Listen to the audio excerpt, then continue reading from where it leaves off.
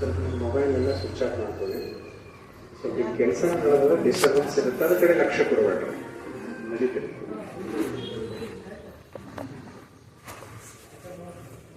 ಯಾರ ಹೃದಯದಲ್ಲಿ ಜಗತ್ತಿನ ಸತ್ಯತ್ವ ಭಾವಗಳಿರುವುದೋ ಅವರಿಗೆ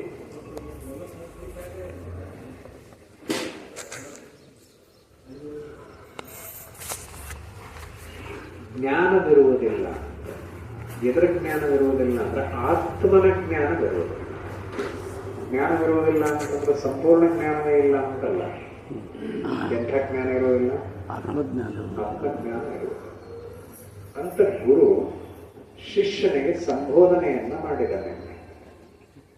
ಅವನ ಹೃದಯದೋಳು ಜಗತ್ತಿನ ಸತ್ಯತ್ವ ಬುದ್ಧಿ ಇರುವುದು, ಅವನು ಸತ್ಯತ್ವ ಭಾವವಿರುವುದಿಲ್ಲ, ಅವನು ಜ್ಞಾನವಾನ.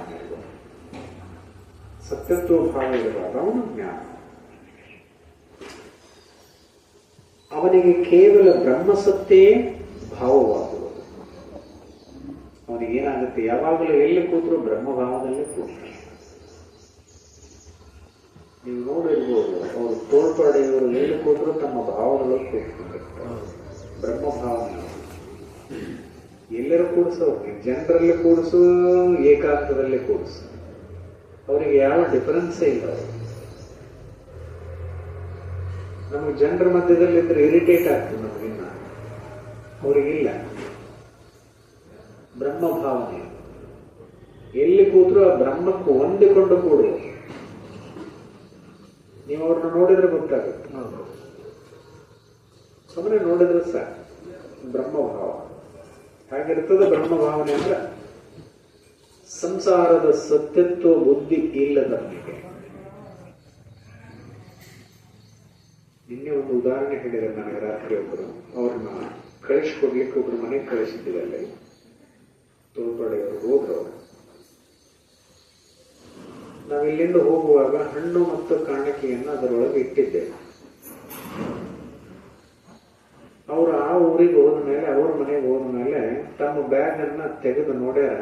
ಇವೆಲ್ಲ ಹಣ್ಣು ನಾನೆಲ್ಲಿ ಒತ್ಕೊಂಡು ಹೋಗೋದು, ನನ್ನ ಕೈಲಿ ಆಗಲ್ಲ ಅಂತ ಹೇಳಿ ಆ ಹಣ್ಣಿನ ಮೂಟೆಯನ್ನ ಆ ಮನೆ ಒಳಗೆ ಕೊಟ್ಟಾರ.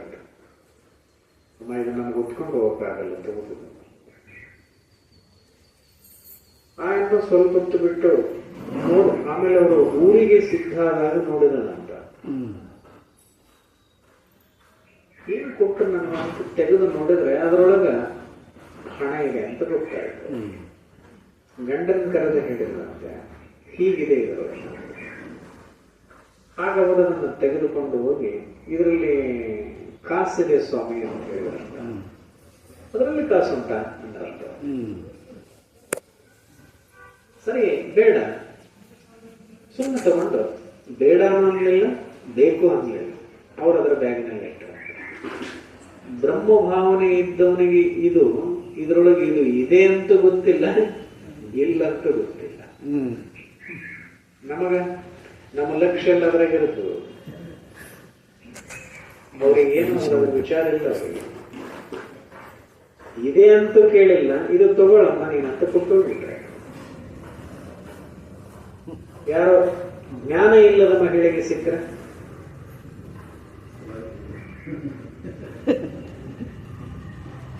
ಅಂದ್ರೆ ಬ್ರಹ್ಮಭಾವನೆ ಉಳ್ಳಂತವ್ರು ಯಾವುದರ ಮೇಲೆ ಕಾಂಕ್ಷೆ ಮಾಡುವುದಿಲ್ಲ ಅನ್ನೋದಕ್ಕೆ ನಾನು ಹೇಳ್ತಾ ಇದ್ದೇನೆ. ಜೀವಂತ ಉದಾಹರಣೆಯನ್ನು ಹೇಳಿದೆ ನಾನು ನಿನ್ನೆ ರಾತ್ರಿ ಹೇಳಿದ್ರು. ಅವ್ರು ಹೇಗಿರ್ತಾರೆ ನೋಡ್ರಿ, ಕೊಟ್ಟಾಗ ಊರಿಗೆ ಸಿದ್ಧರಾಗಿ ಹೊರಟುಬಿಟ್ಟಾರ. ಅವರು ಹಾಗೆ ಅಮ್ಮ ಹೇಳಿದ ಮೇಲೆ ತಂದು ಕೊಟ್ಟಾರ. ಈಗ ಉಂಟ ಬ್ರಹ್ಮಭಾವನೆ ಅನ್ನೋದು ಎಷ್ಟು ಅದ್ಭುತವಾಗಿರುತ್ತೆ ಅಂತ. ಯಾವುದರ ಬಗ್ಗೆ ಕಾಂಕ್ಷೆ ಇಲ್ಲ, ಕಾಂಕ್ಷಾರಹಿತ ಮನಸ್ಸು. ಎಲ್ಲಿ ಕಾಂಕ್ಷೆ ಇದೆ ಅಲ್ಲಿ ದುಃಖ ಇದೆ, ಎಲ್ಲಿ ಕಾಂಕ್ಷೆ ಇಲ್ಲ ಅಲ್ಲಿ ಸುಖವಿದೆ. ಸುಖ ಅಂದ್ರೆ ಏನೂ ಅಲ್ಲ, ಏನೂ ಇಲ್ಲದೆ ಇರುವ ಸ್ಥಿತಿ ಸುಖ. ಸುಖ ಯಾರಿಂದಲೂ ಇದೆ, ಎಲ್ಲೋ ಇದೆ ಅಂತಲ್ಲ, ಸ್ಥಿತಿ ಅದು. ಆಶಾರಹಿತ ಸ್ಥಿತಿಗೆ ಸುಖ ಅಂತ ಕರಿತೇವೆ, ಆಶಾಸಹಿತ ಸ್ಥಿತಿಗೆ ದುಃಖ ಅಂತ ಕರಿತೇವೆ. ಆಶೆ ಬಂದ್ರೆ ಕ್ಲೇಶಗಳು ಉಂಟಾಗ್ತವೆ, ದುಃಖ ಆಗ್ತದೆ. ಆಶೆ ಇಲ್ಲದ ಸ್ಥಿತಿ ಏನಾಗುತ್ತಂದ್ರೆ ಕ್ಲೇಶರಹಿತನಾದ ಸ್ಥಿತಿ ಆನಂದ, ಸುಖ. ಇಷ್ಟೇ ಆಗುತ್ತೆ. ಇದಕ್ಕೆ ಏನು ವ್ಯಾಖ್ಯಾನ ಹೆಚ್ಚು ಮಾಡ್ತಾ ಹೋದ್ರೆ ಏನಾಗುತ್ತಂದ್ರೆ ಶಬ್ದ ಸಂಗ್ರಹ ಆಗುತ್ತೆ. ಮತ್ತೆ ನಿಮ್ಗೆ ಶಬ್ದ ಸಂಗ್ರಹ ಬೇಕು ಅನ್ನೋ ಅನುಭವ ಬೇಕು. ಅನುಭವ ಬೇಕಾದ್ರೆ ಇಷ್ಟೇ ತಿಳಿದು ಏನೇನು ಕಾಂಕ್ಷಾ ರಹಿತ ಸ್ಥಿತಿ ಆನಂದ, ಸುಖ ಅಂತ ಕರೀತಾರೆ. ಕಾಂಕ್ಷಾ ಸಹಿತ ಸ್ಥಿತಿ ದುಃಖ ಅಂತ ಗುರು ನಿನ್ನೆ ಶಿಷ್ಯನಿಗೆ ಹೇಳಿದ. ಯಾರಿಗೆ ಜಗತ್ತಿನ ಸತ್ಯತ್ವ ಬುದ್ಧಿ ಇದೆ, ಇಲ್ಲ ಸತ್ಯತ್ವ ಬುದ್ಧಿ ಇರುವುದಿಲ್ಲ, ಅವನು ಜ್ಞಾನ. ನಾನು ಜ್ಞಾನವಾನ, ನೀನು ಜ್ಞಾನವಾನ, 4 ವೇದಗಳನ್ನು ಓದ್ಕೊಂಡು ಅವನು ಜ್ಞಾನವಾನ ಅಂತಾರ ಪಂಡಿತರಷ್ಟೇ. ಪಾಂಡಿತ್ಯ ಪ್ರದರ್ಶನ, ಜ್ಞಾನಿಯಲ್ಲ. ಯಾರು ಜ್ಞಾನಿಗಳು ಅಂತ ಕೇಳಿದ್ರೆ, ಸಂಸಾರದ ಸತ್ಯತ್ವ ಬುದ್ಧಿ ಅಥವಾ ಜಗತ್ತಿನ ಸತ್ಯತ್ವ ಬುದ್ಧಿ ಯಾರ ಹೃದಯದಲ್ಲಿ ಇಲ್ಲ ಅವರು ಜ್ಞಾನ. ನೀವು ಜ್ಞಾನ ಮಾತ್ರ ಎಲ್ಲರೂ ನಿಮ್ಮ ತಲೆಯೊಳಗೆ ಏನಿಲ್ಲ, ಸಂಸಾರದ ಬುದ್ಧಿಯಲ್ಲಿ ಇಲ್ಲ, ಎಲ್ಲೂ ಜಗತ್ತಿನ ಸತ್ಯತ್ವ ಬುದ್ಧಿ ಇಲ್ಲ. ಈ ಕ್ಷಣ ಎಲ್ಲರೂ ಜ್ಞಾನ ಮಾತ್ರ. ಎದ್ದ ತಕ್ಷಣ ಅವ್ರ ಕತೆ ಹೇಳ್ತದಲ್ಲ, ನಾಯಿ ಮಲಕೊಂಡಾಗ ತ್ರಿಕಾಲದ ಜ್ಞಾನ ಆಗ್ತದೆ. ಮಲ್ಕೊಂಡಾಗ ಅದು ನೋಡ್ರಿ ತಲೆ ಹೀಗೆ ಹೊಕ್ಕಳಕ್ಕೆ ಹಚ್ಚಿ ಮಲಗ್ತದೆ, ಹಿಂಗೆ ಮಲಕೊಂಡಿರ್ತದೆ. ಆ ಸಂದರ್ಭದಲ್ಲಿ ಅದಕ್ಕೆ ತನ್ನ 3 ಜನ್ಮದ ವಿವೇಕೋದಯ ಆಗುತ್ತಂತೆ. ಎಂಥ ಜನ್ಮದಲ್ಲಿ ಹುಟ್ಟಿದೆ ನಾನು, ಏನು ಅಂತ ಚಿಂತೆ ಆಗುತ್ತಂತ. ಆಗಿದೆ ಚಿಂತೆ. ಎದ್ದದರ ಚೇಷ್ಟೆ ನೋಡ್ರಿ, ಎದ್ದ ನಾಯಿ ಕಿವಿ ಜಾಡಿಸಿಬಿಡ್ತು. ನೋಡಿದ್ರೆ 3 ಜನ್ಮದ ಮರವಾಗಿರ್ತದೆ. ಇದು ಬಾರಿ ಮರವಾಗಿಬಿಡ್ತು. ಹಂಗ ನಮಗೂ ಸಮಿತಿ ಕೂತಾಗ ಎಲ್ಲರೂ ಜ್ಞಾನ ಬಂದ್ರೆ ಎದ್ದ ತಕ್ಷಣ ಜಾಡಿಸೇ ಬಿಟ್ರು. ಮತ್ತಾರ ಅವರೇ ಮನಸ್ಸು ಹಾಕಿಲ್ಲ. ಮನಸ್ಸಿಂತ ಜಾತಿ ಇರೋದು. ಅದಕ್ಕೆ ಎಲೆ ನೀಚ ಮನವೇ ಅಂತ ಕರೀತಾರೆ. ಅದಕ್ಕೆ ಎಷ್ಟೋ ಮಂದಿ ಅಂದಾರ. ಅದಕ್ಕೆ ಏನಂದಾರ? ಎಲೆ ನೀಚ ಮನವೇ. ಅದಕ್ಕೆ ಸತ್ಯತ್ವ ಬುದ್ಧಿ ಇಲ್ಲದವನು ಜ್ಞಾನವಾದ. ಅವನಿಗೆ ಕೇವಲ ಬ್ರಹ್ಮಸತ್ತೇ ಭಾವ, ಯಾವಾಗಲೂ ಬ್ರಹ್ಮಸತ್ತೇ ಭಾವ. ಅರ್ಥ ತನ್ನ ಅರಿವಿನ ಭಾವದಲ್ಲಿ ಇರುತ್ತೆ. ಯಾವ ಭಾವನೆಗಳು ಇಲ್ಲ. ಏನು ಭಾವನಾರಹಿತ ಸ್ಥಿತಿಯೇ ಬ್ರಹ್ಮಾನಂದ ಅಂತ ಮನುಷ್ಯನಿಗೆ ಒಂದು ಸಲ ಪ್ರತ್ಯಕ್ಷ ಭಾಷಿಸಿದರೆ ಸಾಕು.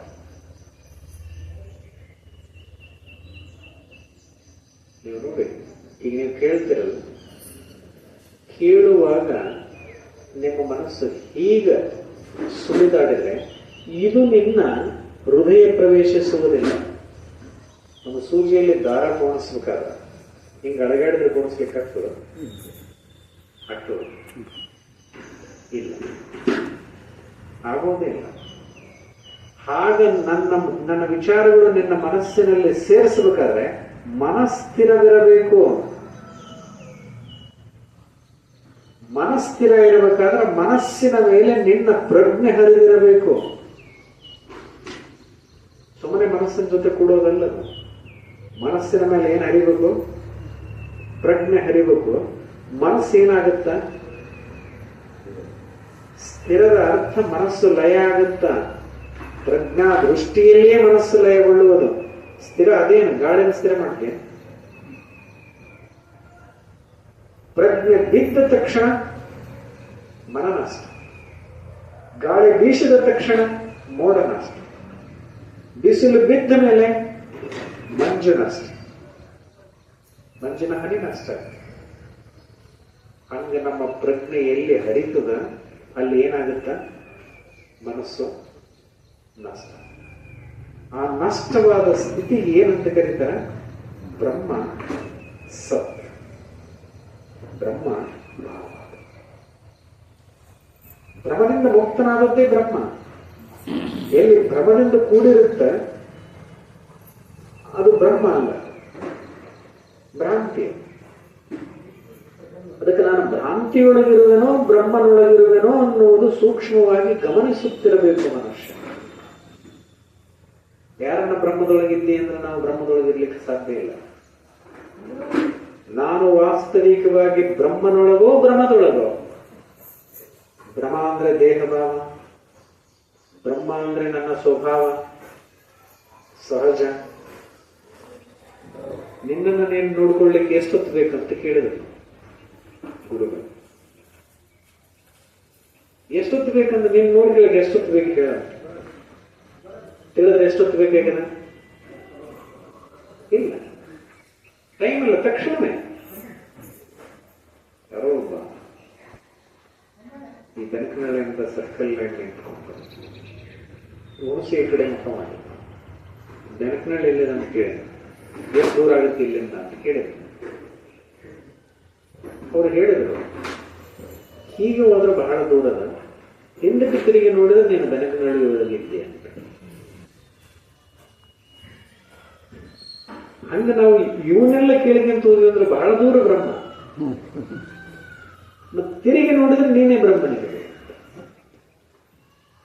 ನಿನ್ಗೆ ಯಾವ್ದು ಇಷ್ಟ? ಹಿಂಗೆ ಹೋಗೋದು ಇಷ್ಟನೋ ಅಥವಾ ಹಿಂದೆ ಒಳಗೆ ನೋಡೋದು ಇಷ್ಟ? ತಿರುಗಿ ನೋಡಿದ್ರೆ ಬ್ರಹ್ಮ ಯಾವುದು?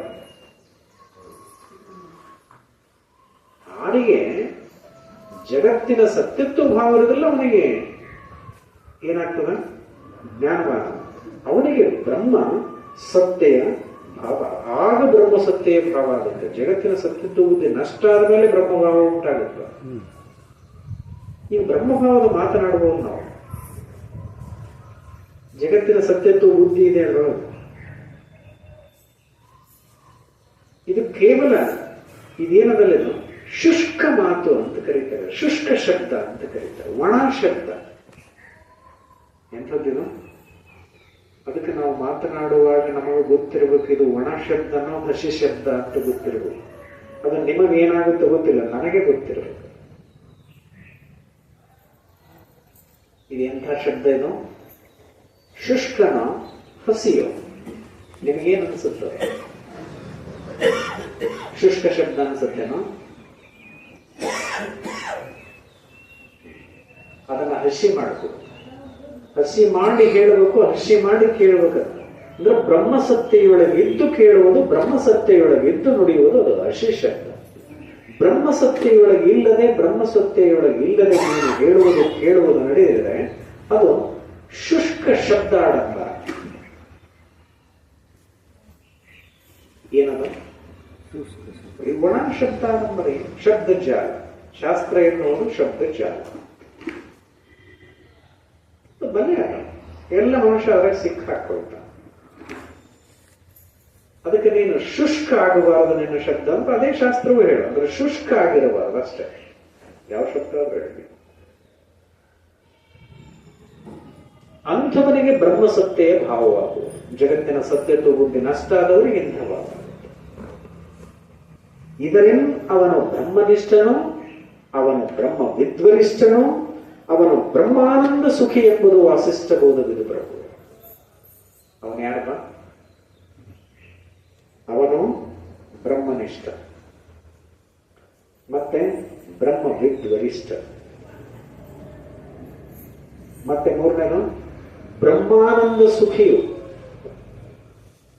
ಆ ಬ್ರಹ್ಮನ ಆನಂದದ ಸುಖವನ್ನು ಅನುಭವಿಸುವವರು ಯಾರಾದರೂ ಇದ್ರೆ ಕೇವಲ ಬ್ರಹ್ಮಸತ್ತೆಯ ಭಾವವಾಗಿರುವವನೇ ಆ ಬ್ರಹ್ಮಾನಂದ ಸುಖವನ್ನ ಅನುಭವಿಸ. ಬ್ರಹ್ಮನ ಮಾತನಾಡುವವನಲ್ಲ. ಅದರ ಮೇಲೆ ನಿಷ್ಠೆ ಇರಬೇಕು. ಅದರ ಮೇಲೆ ನಿನಗೆ ಏನಾಗಿರ್ಬೇಕು?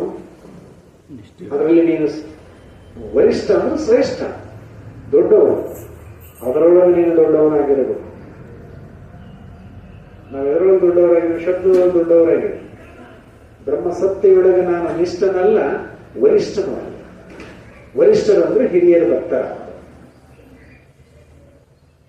ವರಿಷ್ಠರು ಯಾರು ಅಂತ ಕೇಳಿದ್ರೆ ಆ ಬ್ರಹ್ಮಸತ್ತೆಯ ಭಾವವಾಗಿ ಬ್ರಹ್ಮಸತ್ತೆಯ ಭಾವದೊಳಗೆ ನಿಷ್ಠೆಯುಂಟಾಗಿ ಇದ್ರೆ ಅವನು ಬ್ರಹ್ಮ ವಿದ್ವರಿಷ್ಠ.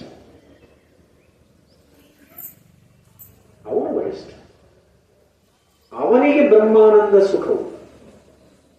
ನನಗಲ್ಲ. ಸುಮ್ಮನೆ ಹೇಳಿದ್ರೆ ನಾನು ಸುಖಿಯಲ್ಲ, ಕೇಳಿದ್ರೆ ನೀನು ಸುಖಿಯಲ್ಲ. ಇಂಥ ಪೆಂಡಲ್ ಹಾಕಿ ನೀನು 1000 ಪ್ರವಚನ ಮಾಡ, ಏನಲ್ಲ. ಇವನು ಸುಖಿ ಅಂತ.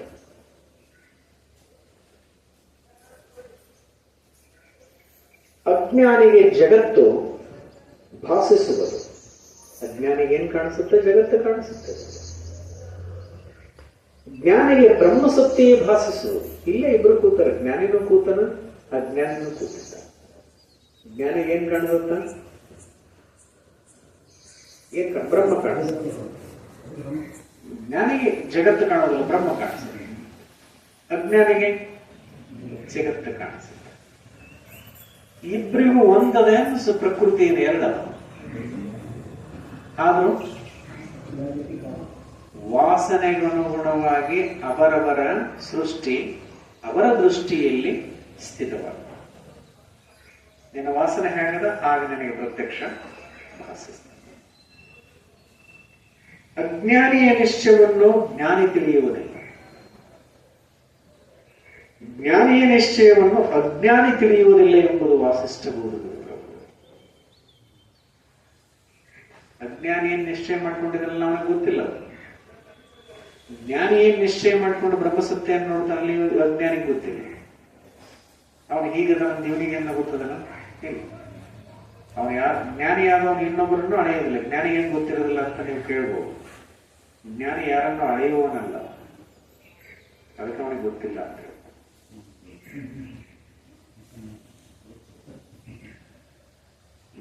ಎಲ್ಲ ಜ್ಞಾನಿಗೆ ಗೊತ್ತಿರುತ್ತದಲ್ರಿ ಅಂತ ಕೇಳ್ತಾರ ಅವರು. ಜ್ಞಾನಿ ಯಾಕೆ ಗೊತ್ತಿಲ್ಲ ಅಂದ್ರೆ ಅವ್ನು ಅಳೆಯುವನಲ್ಲ ಯಾರನ್ನ. ನೀವು ಕುಂತರೆ ನಮ್ಮನ್ನು ಅಳೆದ ಬಿಡ್ತೀರಿ. ಬಂದಿರದ್ರ ಇವ ಹಿಂಗದನ, ಇವ ಹಿಂಗದನ. ನಿಮ್ ಜಾಡಿ ಅದಲ್ಲ. ನೋಡಿದ ತಕ್ಷಣ ನೀವು ಸ್ಕೇಲ್ ಹಿಡ್ಕೊಂಡು ಬಂದಿರ್ತೀರಿ ನಮ್ಮ ನಾಳೆಗೆ. ನೀವು ಹಂಗೆ ಹೆಚ್ಪಟ್ಟಿ ತಗೊಂಡು ಬಂದಿರ್ತೀರಿ. ಸತ್ಸಂಗ ಬಂದಾರಂದ್ರೆ ಎಷ್ಟು ಮಂದಿ ಸ್ಕೇಲ್ ತಗೊಂಡು ಬಂದಾರ ಅಂತಿರ್ತೀನಿ ನಾನು. ಎಷ್ಟು ಮಂದಿ ಇವರು ಹೆಚ್ಪಟ್ಟಿ ತಗೊಂಡು ಬಂದು ನಮ್ಮ ನಾಳೆಗೆ ಬಂದವರು ಎಷ್ಟು ಮಂದಿ, ಕೀಳಕ್ ಬಂದವರೆಷ್ಟು, ಹಳ್ಯಾಗ ಬಂದವರೆಷ್ಟು, ಮತ್ತೆ ಒಯ್ಯಕ್ ಬಂದವರೆಷ್ಟು, ಇಷ್ಟು ನಾವೇ ಅವು ಎಲ್ಲ ಅದಾಗ ನೋಡು. ಮತ್ತೆ ಇನ್ನು ಸ್ಕೇಲ್ ತಗೊಂಡ್ಬಂದಿದ್ರೆ ನೀವೇನು ಇಲ್ಲ, ಸ್ಕೇಲ್ ಏನಿಲ್ಲ.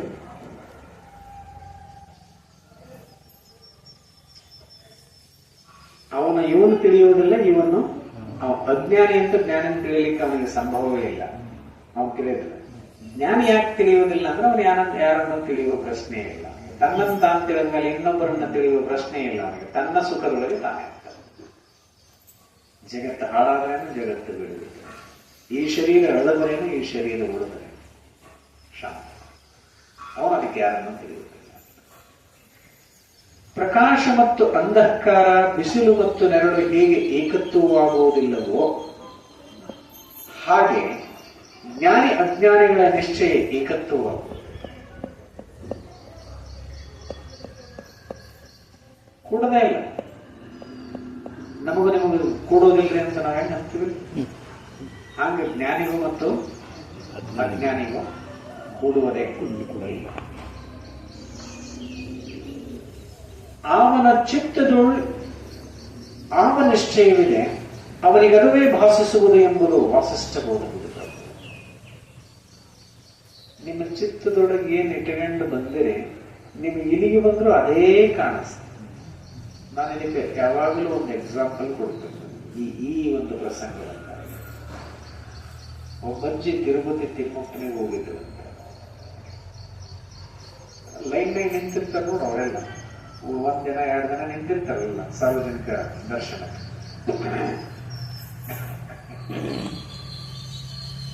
ಆ ಅಜ್ಜಿಗೆ ಇನ್ನೇನು ದೇವರ ದರ್ಶನಕ್ಕೆ ಹೋಗ್ಬೇಕು ಅನ್ನೋದ್ರೊಳಗ ಮನೆ ಬಿಟ್ಟು ಹೋಗುವಾಗ ಮನೆಗೊಂದು ಚಪ್ರಕ್ಕೆ ಈರಿ ಬೆಳ್ಳಿ ಹಂಚಿದ್ರು ಅಂತ. ಆಗದ ಮಿಡಿ ಬಿಡ್ಲಿಕ್ಕೆ ಆರಂಭ ಮಾಡಿದ್ರು. ನೆನಪಾಗಿ ಬಿಡ್ತು. ಸ್ವಲ್ಪ ಹೊತ್ತಿನ ದೇವರ ದರ್ಶನವೇ ಇಲ್ಲಿ ಈಟಿಗೆ ನೆನಪು. ಅಲ್ಲಿ ಬರೀ ಈರಿಕಾಯಿ ಕಾಣಿಸೋದು ಅಂತ ತಿಮ್ಮಪ್ಪ. ಇನ್ನೇನು ದರ್ಶನ ಮಾಡಬೇಕು ಅಂತ ಇನ್ ಕಳಿಸೋದಕ್ಕೆ ಬರೀ ಈರಿಕಾಯಿ ಕಂಡು ಅಂತ ಆ ಕುಟಿಗೆ ಕೈಯಾಗಿ ತೆಗ್ಬಿಟ್ಟ. ಅಲ್ಲಿ ಮುಂದೆ ಬಿಡ್ತಾರೆ ದರ್ಶನ ಮಾಡೋದು ಅವ್ರೇನು ದರ್ಶನ ಇಲ್ಲ ನಿಮಗ್ ದರ್ಶನ ಅವ್ರಿಗೆ ನೋಡಿ ಬೇಸರ ಆಗಿರ್ತದೆ ಅವ್ರು ನಡಿ ಹೋಗ ಆಕೆ ಚಿತ್ತದೊಳಗೆ ಏನಿತ್ತು ಎಲ್ಲಿಗೆ ಹೋಗೋಣ ಏನ್ ಕಂಡದ ಚಿತ್ತದೊಳಗೆ ಏನದ ಅದೇ ಕಂಡದ ನೀವು ಇಲ್ಲಿಗೆ ಬರುವಾಗ ನಿಮ್ಮ ಚಿತ್ತದೊಳಗೆ ಏನಾದ್ರೂ ಇಟ್ಟುಕೊಂಡು ಬಂದಿದ್ರಿ ಅಂದ್ರೆ ನಿಮಗೆ ಅದೇ ಕಾಣಿಸ್ತದೆ ಇದೆ ಕಾಣ ಸತ್ಯನಾ ಏನ್ ಇಟ್ಕೊಂಡು ಬಂದಿರಿ ಏನ್ ಇಟ್ಕೊಂಡು ಬಂದ್ರೆ ನಿಮಗೆ ಗೊತ್ತದ ಏನೇನು ಇಟ್ಕೊಂಡು ಬಂದಿರ್ತ ಹಂಗಿಲ್ಲ ಮನುಷ್ಯ ಸರಿನಾ ಅವನ ಚಿತ್ತದೊಳ್ ಅವನಿಶ್ಚಯವಿರುವುದು ಅವನಿಗೆ ಅದುವೇ ಭಾಸಿಸುವುದು ಎಂಬುದು ಸತ್ಯ ಎಂಬುದು ವಾಸಿಷ್ಠ ನಿಮ್ಮ ಚಿತ್ತದೊಳಗೆ ಏನು ವಾಸನೆ ಅಲ್ಲ ಬ್ರಹ್ಮ ಬಂದ್ರು ಬದಲಾಯಿಸಕ್ ಬರೋದಲ್ಲವನ್ನ ನೀ ಬದಲಾಯಿಸಿದರೆ ಬದಲಾಗ ಯಾರು ಬದಲಾಯಿಸಬೇಕದನ್ನ ನೀನು ಗಮನಿಸಿದರೆ ಬದಲಾಗು ನನ್ನ ಚಿತ್ತದೊಳಗೆ ಇಂಥದ್ದು ಇದೆ ಅಂತ ನೀನು ನೋಡಿದಾಗ ಕತ್ತಲೆಯಲ್ಲಿ ಪ್ರಕಾಶವನ್ನು ಹರಿಸಿದ್ರೆ ಕತ್ತಲೆ ಹರಿದು ಹೋಗುತ್ತೆ ಹಾಗೆ ಚಿತ್ತದೊಳಗಿರತಕ್ಕಂಥ ವಿಕಾರ ಚಿದಾನಂದನಿಂದ ನಷ್ಟ ಆಗುತ್ತೆ ಯಾರಿಂದ ಅಂಥವನು ದರ್ಶನ ಹೋಗ್ಬಿಡ್ತು ಬಿಸಿಲು ಬಂದ್ರೆ ಇದೇನು ಇದು ಉಳಿತದ ಕತ್ಲೆ ಬೆಳಕು ಬಂದ್ರೆ ಕತ್ಲೆ ಉಳಿಯುತ್ತ ಹಾಗೆ ನಮ್ಮ ಆನಂದದ ಪ್ರಕಟ ಆಯಿತು ಅಂದ್ರೆ ನಮ್ಮ ಸ್ವರೂಪದ ಪ್ರಕಟ ಆದ್ರೆ ಅಲ್ಲಿ ಏನಿಲ್ಲ ಯಾವುದೂ ಇಲ್ಲ ಚಿತ್ತದ ಖಾಲಿ ಚಿತ್ತ ನಿಮ್ಮ ಚಿತ್ತದೊಳಗೆ ಏನದ ನಾನು ಹೇಳುವಾಗಲೂ ಇದು ನನ್ನ ಅರ್ಥ ಅಂತ ತಿಳಿಬಾರದು ಮತ್ತೆ ನಿಮ್ಮ ಚಿತ್ತದೊಳಗೆ ಏನು ಅರ್ಥೈಸಿಕೊಳ್ಳುವೆಯೇ ಅದೇ ಅರ್ಥ ನಿನಗೆ ನಾ ಹೇಳಿದ ಅರ್ಥ ಅಲ್ಲ ಅದು ಮಾಡುವುದೇ ಇಲ್ಲ ಅದು ಮತ್ತಿದನ್ನ ನೀವೇನಾದ್ರೂ ತಿಳ್ಕೊಂಡ್ರೆ ಇದು ನನ್ನ ಉತ್ತರ ಅಂತ ತಿಳಿಬಾರದು ಅದು ನಿಮ್ಮದೇ ಉತ್ತರ ಸತ್ಯನ ಇದರ ಅರ್ಥ ಆಗುತ್ತಾ ಈಗ ನೀವು ತಿಳ್ಕೊಂಡು ನಾನು ಈ ಹೇಳುವ ಶಬ್ದಕ್ಕೆ ನನ್ನ ಹೃದಯದಾಗ ಆಗಿರತಕ್ಕಂಥ ಆಕಾರ ನಿನ್ನ ಹೃದಯದಾಗ ಆಗ್ಬೇಕಂತೇನಿಲ್ಲ ಅದು ಭಿನ್ನ ಆಗಿರ್ತದೆ ಬೇರೆನೇ ಆಗಿರ್ತದೆ ಅದಕ್ಕೆ ಅರ್ಥ ಅದು ನಿಮ್ಮ ಅದು ನಂದಲ್ಲ ಇದು ಗೊತ್ತಿರಬೇಕು ಅಂಶ ಅಜ್ಞಾನಿಗೆ ದೃಶ್ಯ ರೂಪ ಜಗವು ಯತ್ನವಿಲ್ಲದೆ ಭಾಸಿಸುವುದು ಯಾರಿಗೆ ಅಜ್ಞಾನಿಗೆ ಇದನ್ನೇನು ಕಾಣಬೇಕಂದ್ರೆ ನಾವು ಪ್ರಯತ್ನ ಮಾಡೋದು ಬೇಕಾಗಿಲ್ಲ ಸುಮ್ಮನೆ ಕಂಡು ಬಿಡುತ್ತೆ ಇದನ್ನು ವಿವೇಕ ವೈರಾಗ್ಯ ರೂಪಿ ಯತ್ನದಿಂದ ದೃಢಾಭ್ಯಾಸ ಮಾಡಿದ್ದಾರೆ ಈ ಕಾಣುವ ಜಗತ್ತನ್ನ ಹೆಂಗ್ ಕಳ್ಕೋಬೇಕಂದ್ರೆ ಒಂದಿಷ್ಟು ದೃಢ ಅಭ್ಯಾಸ ಮಾಡಬೇಕು ದೃಢ ಅಭ್ಯಾಸ ಮಾಡ್ಬೇಕಂದ್ರೆ ನಾವು ಯೋಗದಾಗ ಹೆಂಗ್ ಅಭ್ಯಾಸ ಮಾಡ್ತೀವಲ್ಲ ಅದ್ರಂಗ್ ಮಾಡ್ಬೇಕಂತ ಅಭ್ಯಾಸ ಅಂದ್ರೇನು ನೋಡುವುದು ಒಂದು ಅಭ್ಯಾಸ ಕೇಳುವುದು ಒಂದು ಅಭ್ಯಾಸ ವಾಸಿಸುವುದು ರುಚಿಸುವುದು ಸ್ಪರ್ಶಿಸುವುದು ಪಂಚೇಂದ್ರಿಯಗಳು ಪಂಚ ವಿಷಯದೊಳಗೆ ಭಾಗಿಯಾಗುವ ಏನ್ ಮಾಡ್ಬೇಕಂತ ವಿವೇಕ ರೂಪಿ ವೈರಾಗ್ಯ ಯತ್ನದಿಂದ ಬ್ರಹ್ಮಾಭ್ಯಾಸ ಮಾಡಿದರೆ ಬ್ರಹ್ಮದ ಅಭ್ಯಾಸ ಮಾಡಬೇಕು ಈ 5 ಇಂದ್ರಿಯಗಳು ತಮ್ಮ ಕೆಲಸ ಮಾಡ್ತಿರ್ತವೆ ಅದರ ಜೊತೆ ಬ್ರಹ್ಮವನ್ನು ಬೆರೆಸಿ ಅಭ್ಯಾಸ ಮಾಡಬೇಕು ಬ್ರಹ್ಮವನ್ನು ಬೆರೆಸಿ ಅಭ್ಯಾಸ ಮಾಡಿದ ಅಭ್ಯಾಸದ ಇಂದ್ರಿಯಗಳಿಗೆ ಬ್ರಹ್ಮವನ್ನು ಬೆರೆಸಿಲ್ಲ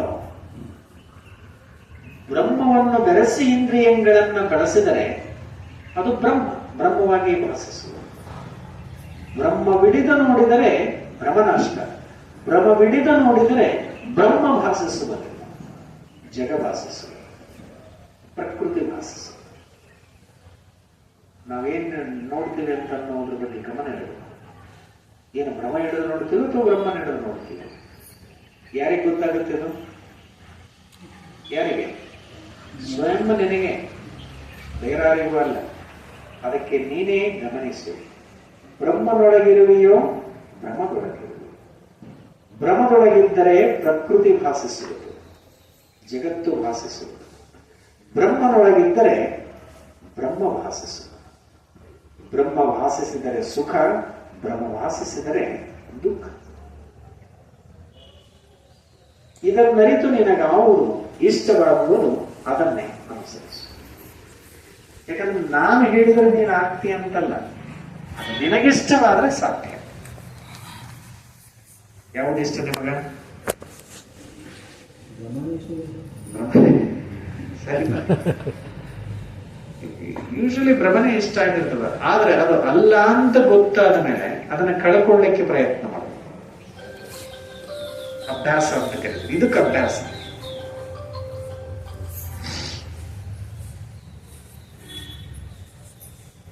ಬ್ರಹ್ಮಾಭ್ಯಾಸ ಮಾಡಿದರೆ ಆಗ ಭ್ರಮರೂಪ ಜಗತ್ತು ದೂರವಾಗುವುದು. ಬ್ರಹ್ಮಾಭ್ಯಾಸ ಮಾಡಿದರೆ ಭ್ರಮರೂಪ ಜಗತ್ತು ನಿನ್ನ ಚಿತ್ತದೊಳಗಿಂದ ನಷ್ಟ ಆಗುತ್ತೆ. ಇಲ್ಲವಾದರೆ ದೂರವಾಗುವುದಿಲ್ಲವೆಂಬುದು ವಾಸಿಷ್ಠ ಬೋಧದಲ್ಲಿ. ಇಲ್ಲೇ ಇದ್ರೆ ಏನಾಗುತ್ತ? ಇದು ದೂರ.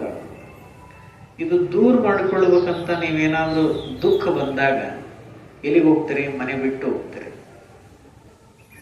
ಅಥವಾ ಎಲ್ಲೋ ಪ್ರಯಾಣ ಹೋಗ್ತೀರಿ, ಎಲ್ಲೋ ಬಾರ್ ಶಾಪಿಗೆ ಹೋಗ್ತೀರಿ, ಹೌದಾ? ಅಥವಾ ಕ್ಲಬ್ಬಿಗೆ ಹೋಗ್ತೀರಿ, ಎಲ್ಲೇ ಹೋಗ್ತೀರಿ. ಎದರ ಸಲುವಾಗಿ? ಕಳ್ಕೊಳ್ಳಿಕ್ಕೆ. ಇಲ್ಲೇನ್ ಹೇಳ್ತಾನ? ಇಲ್ಲ, ಅದು ಬ್ರಹ್ಮಾಭ್ಯಾಸ ಮಾಡದ ವಿನಃ ಅದು ದೂರವಾಗುವುದಲ್ಲ. ನೀನು ಎಲ್ಲಿಗೆರೋ ಹೋಗ್ತಿ,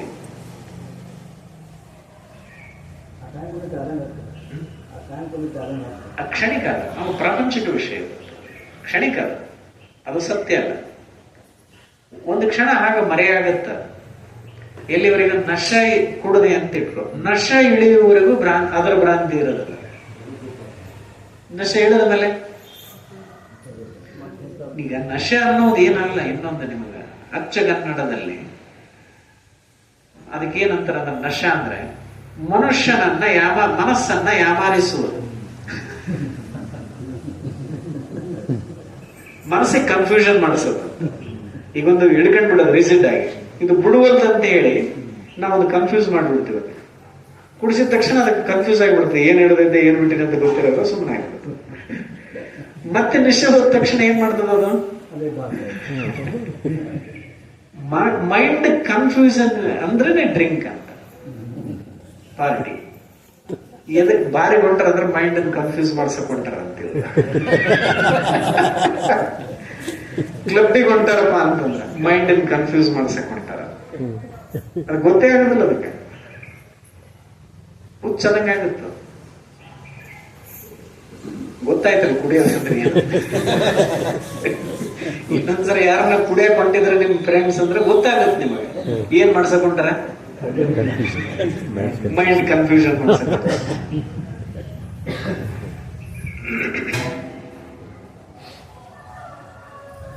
ಅವನು ಜ್ಞಾನವಾನನಿರುವನು, ಅವನ ನಿಶ್ಚಯದವಳು ಬ್ರಹ್ಮಸತ್ಯ ಬ್ರಹ್ಮತ್ವವೇ ಪ್ರಕಾಶಿಸುವುದು. ಯಾರು ಜ್ಞಾನವಾನ ಇರ್ತಾರೆ ಅವನ ಚಿತ್ತದೊಳಗೆ ಯಾವಾಗಲೂ ಬ್ರಹ್ಮ ಪ್ರಕಾಶ, ಅರ್ಥ ಆತ್ಮ ಪ್ರಕಾಶ, ಅರ್ಥ ಸ್ವಪ್ರಕಾಶ, ಬೇರೇನು ಭಾವಿಸುತ್ತೆ. ಏನ್ ಚಿತ್ತ ಇಷ್ಟು ಶಾಂತಿ ಇರ್ತದ ಬ್ರಹ್ಮ ಭಾವನೆ ಆದ್ರೆ ಮನುಷ್ಯನಿಗೆ ಆ ಬ್ರಹ್ಮ ಚಿತ್ತದೊಳಗ ಬ್ರಹ್ಮಾಕಾರ ಆಗಿಬಿಟ್ರೆ ಬ್ರಹ್ಮದಿಂದ ಮುಕ್ತನಾದ ಸ್ಥಿತಿ ಹೇಗಿರ್ತದ ಅಂತ ಕೇಳಿದ್ರೆ ಅದು ಅನುಭವಿಸುವವನೇ ಬಲ್ಲ. ಅದು ಹೇಳುವ ಮಾತಲ್ಲ. ಯಾರಿಗೂ ಗೊತ್ತಾಗುತ್ತದು? ನೀವು ನೋಡಿದ್ರೆ ಗೊತ್ತಾಗ್ತದೆ. ನೀವು ನೋಡ್ಬೇಕಲ್ಲ. ಬೆಲ್ಲ ಹೇಗಿದೆ ಅಂತ ಮೂಕನ್ನು ಕೇಳಿದ್ರೆ ನೆದ್ದು ನೋಡ್ಬೇಕಂತ ನಾವು ಹೇಳಕ್ ಬರೋದಲ್ಲ. ಆ ನಿನ್ನ ಸ್ವರೂಪದ ಸುಖ ಹೇಗಿದೆ ಅಂತಂದ್ರೆ ಅಂತಃಕರಣಗಳನ್ನ ಅಂತರ್ಮುಖಿ ಮಾಡಿದಾಗ ಗೊತ್ತಾಗ್ತಕ್ಕಂಥದ್ದು. ಅಂತರ್ಮುಖಿಯಾದಾಗ ಅದು ಬ್ರಹ್ಮ ಭಾವನೆ ಆಗುತ್ತೆ. ಅದಕ್ಕೆ ನಿಮ್ಮನ್ನೊಂದು ಸ್ವಲ್ಪ ಕಣ್ಣು ಮುಚ್ಚರೆ ಅಂತ. ಕಣ್ಣು ಮುಚ್ಚ ದಿನ ಒಂದಿನ ಬರ್ತದೆ ಎಲ್ಲರಿಗೂ, ಯಾರಿಗೂ ಬರೋದಿಲ್ಲ. ನಿಮಗೂ ಬರ್ತದೆ, ನಮಗೂ ಬರ್ತದೆ, ಎಲ್ಲರಿಗೂ. ಅದು ಕಣ್ಣು ಮುಚ್ಚುವ ದಿನ ಬರುವುದರೊಳಗೆ ಕಣ್ಣು ಮುಚ್ಚಿರೋದನ್ನ ಕಲಿಬೇಕು ಮನುಷ್ಯ. ನೀವು ಕಣ್ಣು ಮುಚ್ಚಿದ್ರೆ ನಂತರ ಕಣ್ಣು ಮುಚ್ಚಕ್ಕಾಗೋದಿಲ್ಲ, ನಮ್ಗೆ ಏನೇನೋ ಬಂದಂಗ ಆಗ್ತಾವ. ಅದಕ್ಕೆ ಬಹಳ ಮಂದಿ ಕಣ್ಣು ಮುಚ್ಚೋದಿಲ್ಲ. ಇಲ್ಲಿ ನಾನು ಅವ್ರಿಗೆ ಒತ್ತಾಯನ ಮಾಡೋದಿಲ್ಲ. ನಾನು ಯಾಕಂದ್ರೆ ಕಣ್ಣು ಮುಚ್ಚಿದ್ರೆ ಏನನ್ನ ಆಯ್ತು ನಮ್ಮ ಮೇಲೆ ಕಿರಿಕಿರಿ. ಯಾಕೆ ನಾನು ಮುಚ್ಚಂತ ಅಂದ್ರೆ ನಿಮಗೆ ಮುಚ್ಚಿದ್ರೆ ಅಂತರ್ಮುಖಿಯ ಅನುಸಂಧಾನ ನಡೀತಿದೆ. ಕಣ್ಣು ಮುಚ್ಚಿದ್ರೆ ನೀನು ಬ್ರಹ್ಮಸತ್ಯ ದೃಢ ಅಪರೋಕ್ಷ ಜ್ಞಾನ ಆದಾಗ ನೀನು ಕಣ್ತಿರೋದು ಹೋಗು, ಅದೇನು ಪ್ರಶ್ನೆ ಇಲ್ಲ. ದೃಢ ಆಗುವವರೆಗೂ ಮನುಷ್ಯ ಹೇಗಿರ್ಬೇಕಂತ ಕೇಳಿದ್ರೆ ಈಗ ಅನುಸಂಧಾನ ಮಾಡಬೇಕು. ಇದಕ್ಕೇನಂತ ಕರಿತೇವೆ? ಬ್ರಹ್ಮಾಭ್ಯಾಸ. ಈ ಭ್ರಾಂತಿಯಿಂದ ಮುಕ್ತನಾಗಿ ಚಿತ್ತದೊಳಗೆ ಸ್ವದರ್ಶನ ಮಾಡಿಕೊಂಡು ಇರುವುದೇ ಬ್ರಹ್ಮಾಭ್ಯಾಸ. ಅದರ ಆನಂದ ಅನುಭವಿಸಿ ನೋಡಬೇಕು. ಅದು ಹೇಳಬಾರದು, ಅದು ಕೇಳಬಾರದು, ಅದು ಅನುಭವಿಸುವುದು ಅಷ್ಟೇ. ಅದರ ಸುಖ ಹೇಗಿದೆ ಅಂತಂದ್ರೆ ಅನುಭವಿಸುವುದು.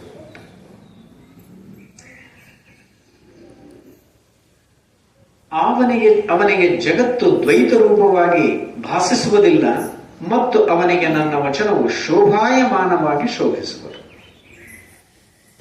ಯಾರಿಗೆ ಜಗತ್ತು ಎರಡಾಗಿ ಕಾಣುವುದಿಲ್ಲ ಅವರಿಗೆ ನನ್ನ ವಚನ ಶೋಭಾಯಮಾನವಾಗಿ ಶೋಭಿಸುವುದು.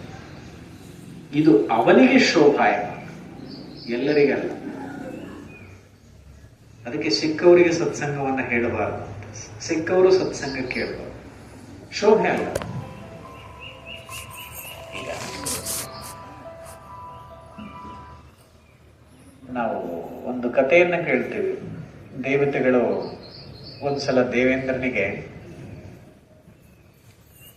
ಒಬ್ಬ ಮುನಿ ಹೂವನ್ನು ಕೊಡ್ತಾನ. ಅದನ್ನ ಆತ ತನ್ನ ಐರಾವತನಿಗೆ ಕೊಡ್ತಾನ. ಯಾರಿಗೆ ಕೊಡಬೇಕಾಗಿತ್ತು? ತಪಸ್ಸಿನ ಫಲ ಅದು. ಅದನ್ನ ದೇವೇಂದ್ರನಿಗೆ ಕೊಟ್ರೆ ದೇವೇಂದ್ರ ತನ್ನ ಅಹಂಕಾರದಿಂದ ಅದನ್ನ ಆನೆಗೆ ಕೊಡ್ತಾನೆ. ಅದು ಆನೆ ಸೊಂಡೆ ಅಂತ ಹೋಗ್ರೆ ಶೋಭೆನ ತಪಸ್ಸಿನ ಫಲ ಏನ್ ಮಾಡಿತು? ಅದಕ್ಕೆ ಯಾರಿಗೆ ಬೇಕು ಅವ್ರಿಗೆ ಕೊಡಬಾರದಂತ ದೇವೇಂದ್ರನಿಗೆ ಕೊಟ್ರೆ ದೇವೇಂದ್ರ ಅಹಂಕಾರದಿಂದ ಆನೆಗೆ ಕೊಟ್ಟು ಏನಾಯ್ತು? ಹಾಗೆ ಸತ್ಸಂಗದ ವಿಚಾರಗಳು ಸಮೇತ ಒಂದು ತಪಸ್ಸಿನ ಫಲ. ಆ ವ್ಯಕ್ತಿಯ ಮಾತುಗಳು ಸುಮ್ಮನೆ ಅಲ್ಲ. ಆ ಮಾತುಗಳನ್ನ ಸಾಮಾನ್ಯ ಅಂತ ತಿಳಿಬಾರದು ನಾವು. ಅದೊಂದು ತಪಸ್ಸಿನ ಫಲ ಶಬ್ದ. ಆ ಫಲಗಳನ್ನ ಯಾರು ಬೇಕಾದವರು ಧರಿಸಲಿಕ್ಕೆ ಸಾಧ್ಯ ಇಲ್ಲ. ಅವರಿಗೆ ಶೋಭೆ ಅಲ್ಲ. ನಿಮಗೆ ಇಷ್ಟ ಆಗ್ಲಿಕ್ಕಂದ್ರೆ ನಿಮಗೆ ಶೋಭೆ ಅಲ್ಲ ಅಂತ. ನನ್ನ ವಿಚಾರಗಳು ಕಷ್ಟ ಆಗ್ತಿದ್ದು ನಿಮಗೆ ಶೋಭೆ ಅಲ್ಲ ಅಂತ ನೋಡಿ. ನೀವು ದೊಡ್ಡವರಾಗಿ ಇಂಥ ಮಾತಾಡಬಾರ್ದು, ನಿಮಗೆ ಶೋಭೆ ಅಲ್ಲ ಅದು ಅನ್ನೋದಲ್ಲ. ಇಂಥ ಮಾತು ನಿಮಗೆ ಶೋಭೆ ಅಲ್ಲ. ಅದರಂತೆ ಜಗತ್ತಿನ ಸತ್ಯತ್ವ ಬುದ್ಧಿ ಚಿತ್ತದೊಳಗಿರತಕ್ಕಂಥ ಜೀವಿಗಳಿಗೆ ಸತ್ಸಂಗದ ಈ ವಚನಗಳು ಶೋಭೆ ಅಲ್ಲ. ಮತ್ತೆ ನಮಗಿದು ಶೋಭೆ ಆಗಬೇಕು ಅಂತಂದ್ರೆ ನಾವೇನ್ ಮಾಡ್ಬೇಕು? ಅದಕ್ಕೆ ಏನ್ ಮಾಡ್ಬೇಕು? ಬ್ರಹ್ಮಾಭ್ಯಾಸ ಮಾಡಬೇಕು. ಚಿತ್ತದೊಳಗಿರುವಂತ ಸತ್ಯತ್ವ ಬುದ್ಧಿಯನ್ನ, ಜಗತ್ತಿನ ಸತ್ಯತ್ವ ಬುದ್ಧಿಯನ್ನ ನಷ್ಟ ಮಾಡಬೇಕು. ಆಗ ಈ ವಚನ ಶೋಭಾಯ. ಇಲ್ಲದಿದ್ರೆ ಶೋಭಾಯಮಾನ ಅಲ್ಲ.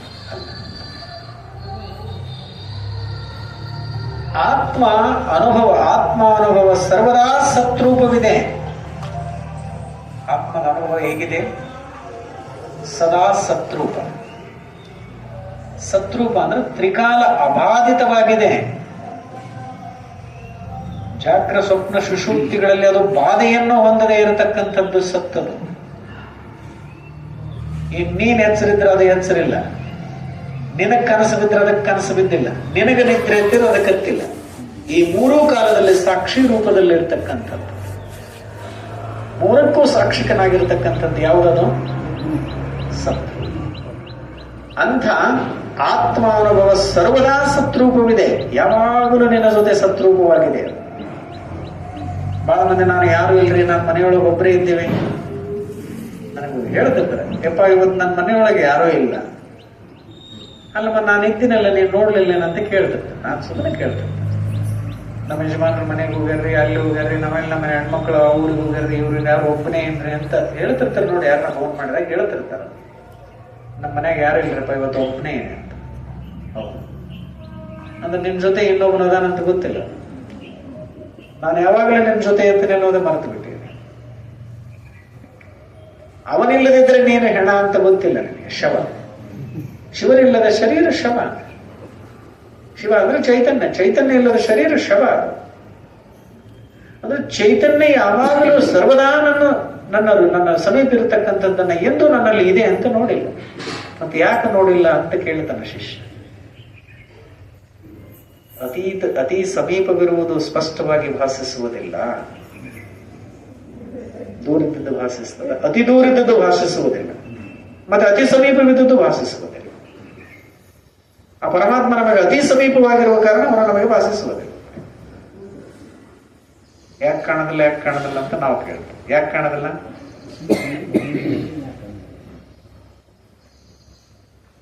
ಯಾವಾಗ ಮುಖ ಕಾಣಿಸುತ್ತಾ? ಅತಿ ಸಮೀಪನೂ ಅಲ್ಲ, ಅತಿ ದೂರನೂ ಅಲ್ಲದಾಗ ಒಂದು ದೃಶ್ಯ ನಿರ್ಮಾಣ.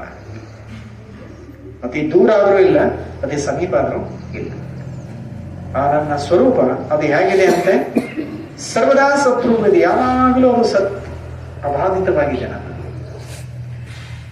ಎಲ್ಲ ಅಸತ್ ಪದಾರ್ಥವೇ ಈ ವಚನ ಪ್ರಬುದ್ಧನ ವಿಷಯವಿದೆ. ಮತ್ತವನಿಗೆ ಶೋಭಿಸುವುದು, ಅಜ್ಞಾನಿಗೆ ಜಗತ್ತು ಸತ್ ಭಾಷಿಸುವುದು. ಇದು ಕಾರಣ ಬ್ರಹ್ಮವಾಣಿ ಅವನಿಗೆ ಶೋಭಿಸುವುದಿಲ್ಲವೆಂಬುದು ವಾಸಿಷ್ಠಬಹುದು. ಇದು ಬ್ರಹ್ಮ. ಇವನಿಗೆ ಅಸತ್ ಪದಾರ್ಥವೇ ವಿಷಯವಾಗಿದೆ. ಈ ಪ್ರಬುದ್ಧ, ಇದೇ ಪ್ರಬುದ್ಧ ವಿಷಯ ಆಗಿದೆ, ಪ್ರಮುಖ ವಿಷಯವಾಗಿದೆ. ಮತ್ತು ಅವನಿಗೆ ಇದೇ ಈ ಅಸತ್ ಪದಾರ್ಥವೇ ಶೋಭಾಯಮಾನ ಅಂತ ಕಾಣಿಸ್ತದೆ. ಅವನಿಗೆ ಇದೇ ಸತ್ಯ ಅಂತ. ಅವನಿಗೆ ಅದೇ ಶೋಭಿಸುವುದು, ಅವನಿಗೆ ಚಂದ ಕಾಣಿಸ್ತದ. ಯಾರಿಗೆ? ಅಜ್ಞಾನಿಗೆ. ಆದ್ರೆ ಇದು ಬ್ರಹ್ಮವಾಣಿ ಅವನಿಗೆ ಶೋಭಿಸುವುದಿಲ್ಲ. ಈ ಮಾತು ಅವನಿಗೆ ಶೋಭೆ ಆಗುವುದಿಲ್ಲ. ಆ ಅಸತ್ರೂಪ ಪ್ರಪಂಚದ ದೃಶ್ಯವೇ ಅವನಿಗೆ ಶೋಭಾಯಮಾನವಾಗಿ ಭಾಷಿಸ್ತಿರ್ತದೆ ಚಿತ್ತದೊಳಗೆ. ನೀವೆಲ್ಲಿ ಕೂತ್ಕೊಂಡಿರ್ತೀರಲ್ಲ, ನಿಮ್ಮ ಚಿತ್ತದೊಳಗೆ ನಿಮ್ಮ ಸಂಸಾರದ ವಿಷಯವೇ ಹರಿದಾಡ್ತಿರ್ತದೆ. ಯಾವುದೋ ಒಂದು ವಿಡಿಯೋ ವೈರಲ್ ಆಗಿದೆ ಅಂತ ಇಟ್ಕೊಳ್ಳಿ, ಅದೆಷ್ಟು ಹರಿದಾಡ್ತದೆ. ನಿಮ್ಮ ಚಿತ್ತದೊಳಗೆ ಏನು ವೈರಲ್ ಆಗಿದೆ ಅಂತ ಗೊತ್ತಿಲ್ಲ ನಮಗಿನ್ನ. ಆ ವಿಡಿಯೋ ನೋಡಕ್ ಕೂಡಿ ಆಡ್ತಿರ್ತೀವಿ. ಇಲ್ಲಿ ಏನು ವೈರಲ್ ಆಗಿದೆ ನೋಡು. ಏನಾಗಿದೆ? ವೈರಲ್ ಆಗಿದೆ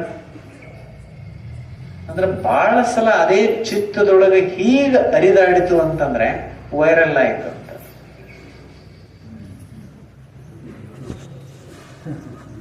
ಶಬ್ದ ಅದನ್ನ ತಗೊಳ್ಬೇಕ, ನಮಗ್ ತಗೋಬೇಕು ಅದನ್ನ.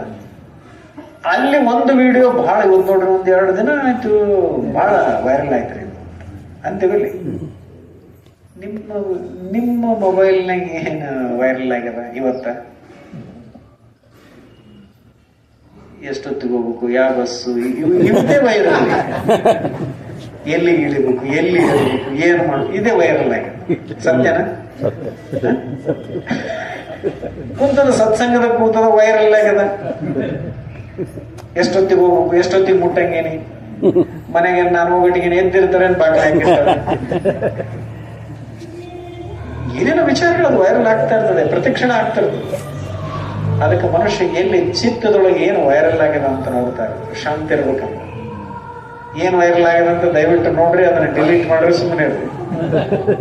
ವೈರಲ್ ಆಗ್ತೈತೆ ಡಿಲೀಟ್ ಮಾಡ್ತಾರೆ ಆ ವಿಡಿಯೋನ. ಮಾಡ್ತಾರೇನಿಲ್ಲ? ಅವ್ರಿಗೆ ಹರ್ಟ್ ಆಗ್ತದೆ ಅಂದ್ರೆ ಡಿಲೀಟ್ ಮಾಡ್ಬಿಡ್ತಾರೆ. ಸರಿ.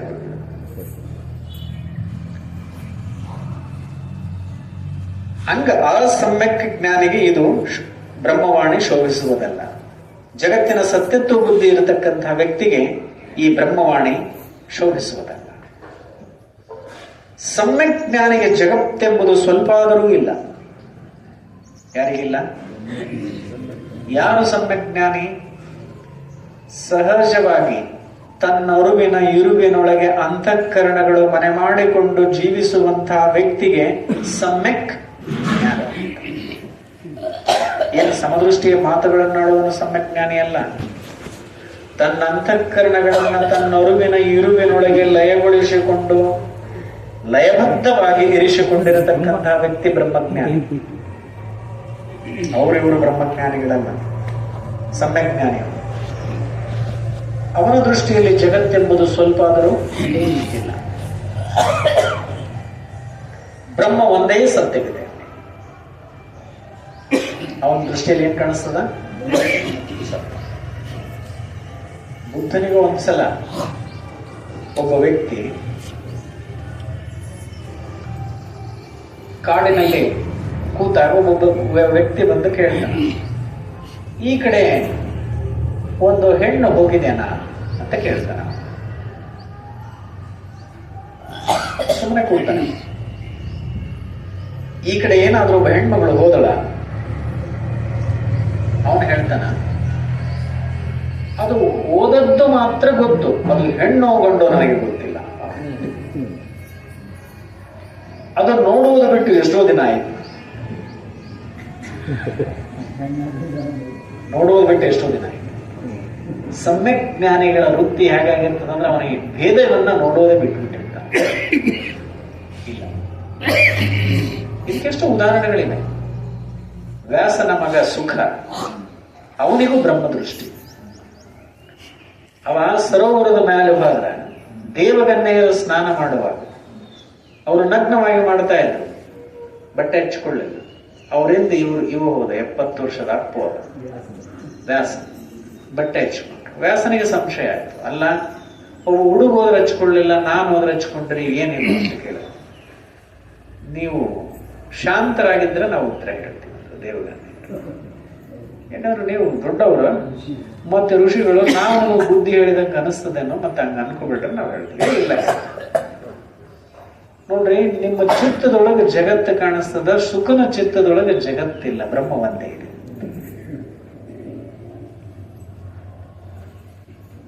ನಮ್ಮ ಚಿತ್ತದೊಳಗೆ ಏನದ ಅಂತ ವ್ಯಾಸರ ಚಿತ್ತದೊಳಗೆ ಇತ್ತಲ್ಲಿ, ಸುಖನ ಚಿತ್ತದೊಳಗಿಲ್ಲ. ಹೆಣ್ಣಿಲ್ಲ, ಗಂಡಿಲ್ಲ. ಅದಕ್ಕೆ ಬುದ್ಧ ಹೇಳಿದ, ನಾನು ಅದನ್ನು ನೋಡೋದಕ್ಕೆ ಎಷ್ಟೋ ವರ್ಷ. ಅದು ಸಮ್ಯಜ್ಞಾನಿ ಆಗಿಲ್ಲ. ಸಮ್ಯಜ್ಞಾನಿ ಅಂದ್ರೆ ಸಮತಾ ದೃಷ್ಟಿ, ಭೇದಿಲ್ಲ, ಯಾವುದೋ ಯಾವುದಲ್ಲ. ಆಕಾರ ನೋಡಿದಾಗ ಮನುಷ್ಯನಿಗೆ ಭ್ರಮೆ, ಆಕಾರದೊಳಗಿರುವ ನಿರಾಕಾರ ಬ್ರಹ್ಮಸತ್ತೆಯನ್ನು ನೋಡಿದರೆ ಭ್ರಮವಿರಹಿತ. ಹೆಂಗ್ ಕಳ್ಕೋಬೇಕಂತ ನೋಡ್ಬೇಕಲ್ಲ. ಹೆಂಗ್ ಕಳ್ಕೋಬೇಕಂದ್ರೆ ಹೀಗೆ ಕಳ್ಕೋಬೇಕಂತ.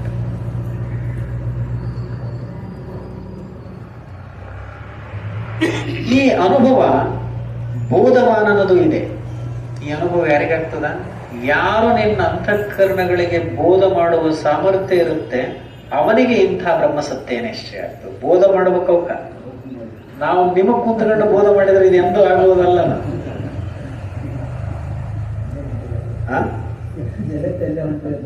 ಬ್ರಹ್ಮ ಒಂದೇ ಸತ್ಯವಿದೆ. ಈ ಅನುಭವ ಬೋಧವಾನನದು ಇದೆ.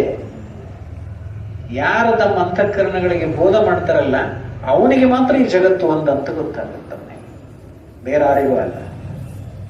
ಈ ನಿಶ್ಚಯವನ್ನು ದೂರ ಮಾಡುವುದು ಆರಿಂದಲೂ ಆಗದು. ಅವನಿಗೆ ಬ್ರಹ್ಮಸತ್ಯ ಒಂದೇ ಅನ್ನೋದು ಯಾರಿಂದಲೂ ಇವನಿಗೆ ದೂರ ಮಾಡಲಿಕ್ಕೆ ಸಾಧ್ಯ ಇಲ್ಲ. ಬಂದು ಅವನನ್ನ ಬಡಿದರೂ ಆಗುವುದಿಲ್ಲ. ನೋಡ್ರಿ, ಬ್ರಹ್ಮಸತ್ಯವನ್ನು ದೂರ ಮಾಡಲಿಕ್ಕೆ ಯೇಸು ಕ್ರಿಸ್ತ ಶಿಲುಬೆಗೆ ಏರಿದ. ಬ್ರಹ್ಮಭಾವದಿಂದ ದೂರ ಮಾಡಿದ್ರ? ಇಲ್ಲ. ಮನ್ಸೂರ್ನನ್ನ ಇಸ್ಲಾಂ ಧರ್ಮದಲ್ಲಿ ಅವನೇನಂದ? ದೇವರ ನಾನಂದ, ಮೈ ಖುದಾ ಅಂದವ, ನಾನು ದೇವರಿದ್ದೇನೆ ಅಂದ.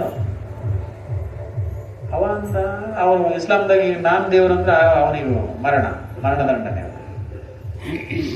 ಅವನಿಗೆ 1.5 ಲಕ್ಷ ಜನ ಕಲ್ಲಿನಿಂದ ಹೊಡೆದು. ಇಸ್ಲಾಂ ಧರ್ಮದಲ್ಲಿ ಮನ್ಸೂರ್ನಿಗೆ ಆಗಿರತಕ್ಕಂಥ ಹಿಂಸೆ ಇತಿಹಾಸದಲ್ಲಿ ಇಲ್ಲ ಅಂತ, ಅಷ್ಟು ಹಿಂಸೆಯನ್ನು ಕೊಟ್ಟರು. ಅವನು ರಕ್ತದಲ್ಲಿ ರಕ್ತ ಎಲ್ಲ ಕಟ್ ಮಾಡ್ತಾರ, ಬೆರಳು ಕಟ್ ಮಾಡ್ತಾರ, ಕೈ ಕಟ್ ಮಾಡ್ತಾರ, ನಾಲಿಗೆ ಕಟ್ ಮಾಡ್ತಾರ, ಕಣ್ಣು ಕಟ್ ಮಾಡ್ತಾರ, ನಾಲಿಗೆ ಕಟ್ ಮಾಡಕ್ ಹೋಗ್ತಾರ.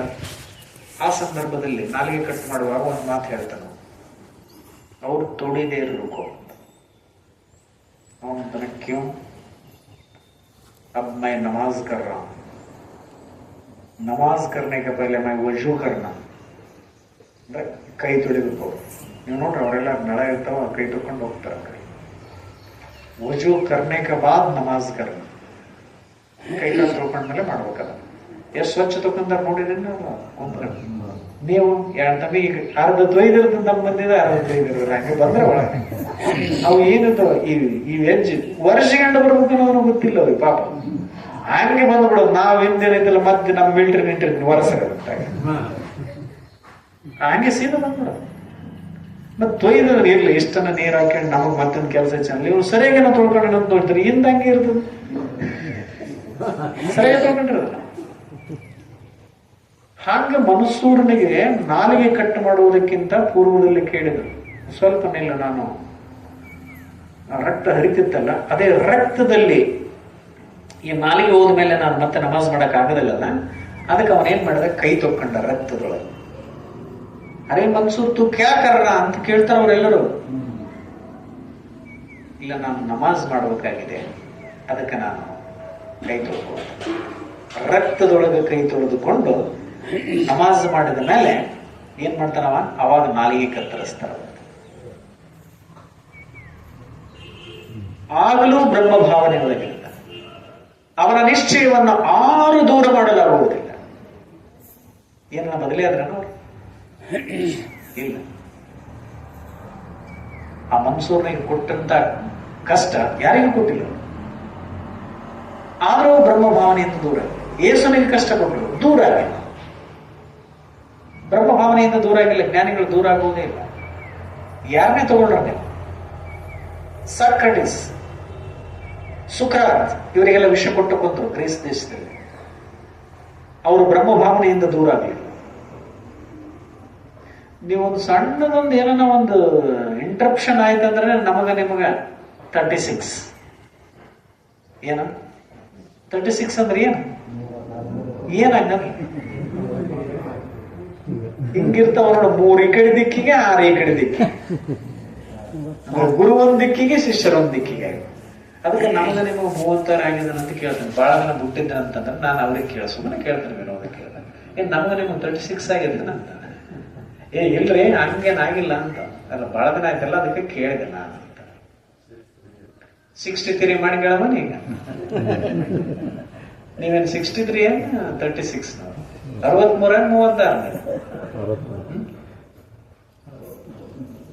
36 63 ಆದ್ರೆ ಇಬ್ರು ಮುಖಾಮುಖಿ ಇರ್ಬೇಕು ಯಾವಾಗ್ಲೂ. ಬ್ರಹ್ಮನೇನು ಮುಖಾಮುಖಿಯಾಗಿರ್ಬೇಕು. 63 ಮತ್ ನೀವು ಭ್ರಮನೇ ಇದ್ರಿ ಅಂತಂದ್ರೆ 36 ಎಚ್ಚರಿರ್ಬೇಕು. ಯಾವಾಗಾದ್ರೂ ಬ್ರಹ್ಮದಿಂದ ವಿಮುಖನಾದಿ ಅಂದ್ರೆ 36 ಆದೆ ಅಂತ. 36 ಬ್ರಹ್ಮದಲ್ಲಿ ಏಕತ್ವವನ್ನು ಹೊಂದಿದ್ದಿ 63. 2 ಮುಖಾಮುಖಿ. ಜೀವ ಬ್ರಹ್ಮ ಮುಖಾಮುಖಿ ಇರಬೇಕು. ಬ್ರಹ್ಮ ಈ ಬ್ರಹ್ಮಜ್ಞಾನಿಯ ನಿಶ್ಚಯ ಯಾರು ಅವನಿಂದ ಬ್ರಹ್ಮನನ್ನ ದೂರ ಮಾಡಲಿಕ್ಕೆ ಆಗುವುದಿಲ್ಲ. ಪರಮಾತ್ಮನ ಹೊರತಾಗಿ ಮತ್ತಾವುದು ಇಲ್ಲವೆಂಬುದು ವಾಸಿಷ್ಠ ಬೋಧ ಪ್ರಕಾರ. ಅವನ ನಿಶ್ಚಯದೊಳಗೆ ಏನದ, ಅವನೊಬ್ಬನ ಬಿಟ್ಟು ಜಗತ್ತಿನಲ್ಲಿ ಏನೋ ಇಲ್ಲವೇ ಇಲ್ಲ ಅಂತ. ಇದೇನ್ ಪ್ರಸಂಗಗಳು ಬರ್ತಾವ ಹೋಗ್ತಾವ. ಆಮೇಲೆ ಯಾವುದೇ ಒಂದು ಪ್ರಸಂಗ ಬಂದಾಗ ಮನುಷ್ಯ ಗಾಬರಿ ಆಗಬಾರ್ದು. ನನಗೆ ಇದಕ್ಕೆ ಎಷ್ಟೋ ಒಂದು ದೃಷ್ಟಾಂತ ಹೇಳಿರ್ತೇನೆ. ಒಬ್ಬ ರಾಜ,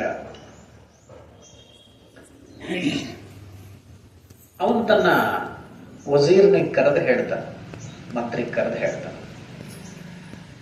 ಮಂತ್ರಿ ನನಗೊಂದು ಕೆಲಸ ಮಾಡಬೇಕು. ನನಗೆ ಸುಖ ಮತ್ತು ದುಃಖದ ಕಾಲದೊಳಗ ಒಂದೇ ಒಂದು ಮಾತು ಎರಡೂ ಪ್ರಸಂಗದಲ್ಲಿ ಬರ್ಬೇಕದು. ಅಂಥ ಶಬ್ದವನ್ನ ನನಗೆ ಹೇಳಬಹುದು, ಇಲ್ಲಾಂದ್ರೆ ನಿನ್ನ ಮಂತ್ರಿ ಪದವಿಯಿಂದ ತೆಗೆದಾಕ್ತೇನೆ. ಇದು ಬಹಳ ಇಕ್ಕಟ್ಟಿಗೆ ಸಿಕ್ಕಾಕೊಂಡ ಮಂತ್ರಿ. ರಾಜರು ಮೂರ್ಖರಿರ್ತಾರಂತಾರ, ಸುಳ್ಳಲ್ಲ ಅಂದವ. ಏನ್ ಮಾಡೋದು ಅಂತ ಹೇಳಿ ಹೋದ ಮನೆಗೆ. ಊಟಕ್ಕೆ ಕೂತ, ಊಟ ರುಚಿಸ್ಲಿಲ್ಲ. ಹೆಂಡತಿ ಕೇಳಿದ್ರೆ, ಯಾಕ್ರಿ ಇವತ್ತು ಯಾಕೆ ಊಟ ರುಚಿಸ್ತಾ ಇಲ್ವಾ ಅಥವಾ ರುಚಿ ಆಗಿಲ್ವಾ ಅಂತ ಕೇಳಿದ್ರು. ಇಲ್ಲ ಇಲ್ಲ ಅಂದ. ಆಮೇಲೆ ಹೆಣ್ಮಕ್ಳು ಗಂಡನಿಗೆ ಏನಾಗಿದೆ ಅಂತ ಅನ್ನೋದು ಗ್ರಹಿಸ್ತಾರ. ಅವ್ರು ಏನಾಗಿದ್ದಾರೆ ಇವತ್ತು, ಯಾಕೆ ಇಷ್ಟು ನೀವು ಇದಾಗಿರಲ್ಲ, ಅಪ್ಸೆಟ್ ಆಗಿದಿರಲ್ಲ, ಏನಾಗಿದೆ ಅಂತ ಕೇಳಿದ್ರು ಆಕೆ. ಅವಾಗ ಹೇಳಿದ, ರಾಜ ನನಗಿಂತ ಕೆಲಸ ಕೊಟ್ಟಾನ, ಮತ್ತದು ಹೆಂಗ ಸಾಧ್ಯ ಒಂದೇ ಶಬ್ದದಲ್ಲಿ ಎರಡೂ ಪ್ರಸಂಗಗಳಲ್ಲಿ ಆ ಕೆಲಸಕ್ಕೆ ಬರ್ಬೇಕು. ಆ ಶಬ್ದ ಎರಡಕ್ಕೂ ಸಮಾಧಾನಕರವಾಗಿರ್ಬೇಕದು. ಅದಕ್ಕೆ ಮತ್ತ ಹೆಂಗ್ ಮಾಡ್ಬೇಕು, ಇಲ್ಲ ಅಂದ್ರೆ ಮಂತ್ರಿ ಪದವಿಯನ್ನು ತೆಗಿತೀನಿ ಅಂತೇಳಿ ಹೆಂಗ್ ಮಾಡ್ಬೇಕಂತ ಆಕಿ ಹೇಳಿದ. ಇದಕ್ಕೆ ಯಾಕೆ ಚಿಂತೆ ಮಾಡ್ತಾರೆ, ನಮಗಂತೂ ತಿಳಿಯೋದಲ್ಲೇನ. ಇಲ್ಲೊಬ್ಬ ಫಕೀರ್ ಅದಾನ, ನೀವು ಅಲ್ಲಿಗೆ ಹೋಗ್ರಿ. ಬಹಳ ಹುಷಾರ, ಬಹಳ ಜಾಣದ, ಜ್ಞಾನಿ ಅದ, ಹೋಗ್ರಿ. ಹೋದ. ಹೇಳಿದೆ ಎಲ್ಲ ವೃತ್ತಾಂತ ರಾಜ ನನಗೆ ಹೆಂಗ್ ಮಾಡ, ಇದಕ್ಕೆ ನೀನು ಚಿಂತೆ ಮಾಡ್ತೇನೆ ಅಂತ. ಬಹಳ ಈಸಿ ಇರ್ತದೆ. ಹೋದ, ಒಂದು ಉಂಗುರ ಮಾಡಿಸಿ ಅದನ್ನೇನ್ ಮಾಡಿದ್ರು, ಕೈಯಲ್ಲಿ ಇಟ್ಟ. ಆಯ್ತು, ಇದನ್ನ ನೀವು ಹೋಗಿ ನೀನು ರಾಜನಿಗೆ ತೊಡಿಸ್ಬಿಡು. ಈ ಉಂಗುರನ್ನ ಯಾವಾಗ ಬಿಚ್ಚಿ ನೋಡ್ಬೇಕಂತಂದ್ರೆ ಕಷ್ಟ ಆದಾಗ ಮತ್ತು ಸುಖ ಆದಾಗ 2 ಸಲ ಬಿಚ್ಚಿ ನೋಡ್ಬೇಕಷ್ಟೆ, ಮತ್ತೆ ಬಿಚ್ಚಬಾರದು. ಸರಿ ಅಂತ ಬಂಗಾರದ ಉಂಗುರವನ್ನು ಮಾಡಿಸ್ಕೊಂಡು ಅದರೊಳಗ ಆತ ಹೇಳಿದಂತ ವಾಕ್ಯವನ್ನ ಅದರೊಳಗಿಟ್ಟು ರಾಜನಿಗೆ ತೊಡಿಸಿದ. ರಾಜ ಹೇಳಿದ, ಇದನ್ನ ಅನಾವಶ್ಯಕ ತೆಗಿಬಾರದು, ನಿನಗೆ ಅತಿ ಕಷ್ಟವಾದಾಗ ಮತ್ತು ಅತಿ ಸಂತೋಷವಾದಾಗ ತೆಗಿಬೇಕಷ್ಟೆ. ಸರಿ.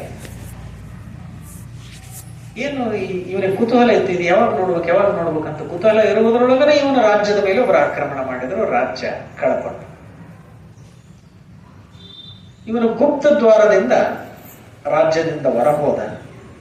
ಇಂದ ಆ ಸೈನಿಕರು ಬೆನ್ನಟ್ಟಿದ್ರು. ಮುಂದೆ ಹೋದ, ನದಿ ಬಂತು.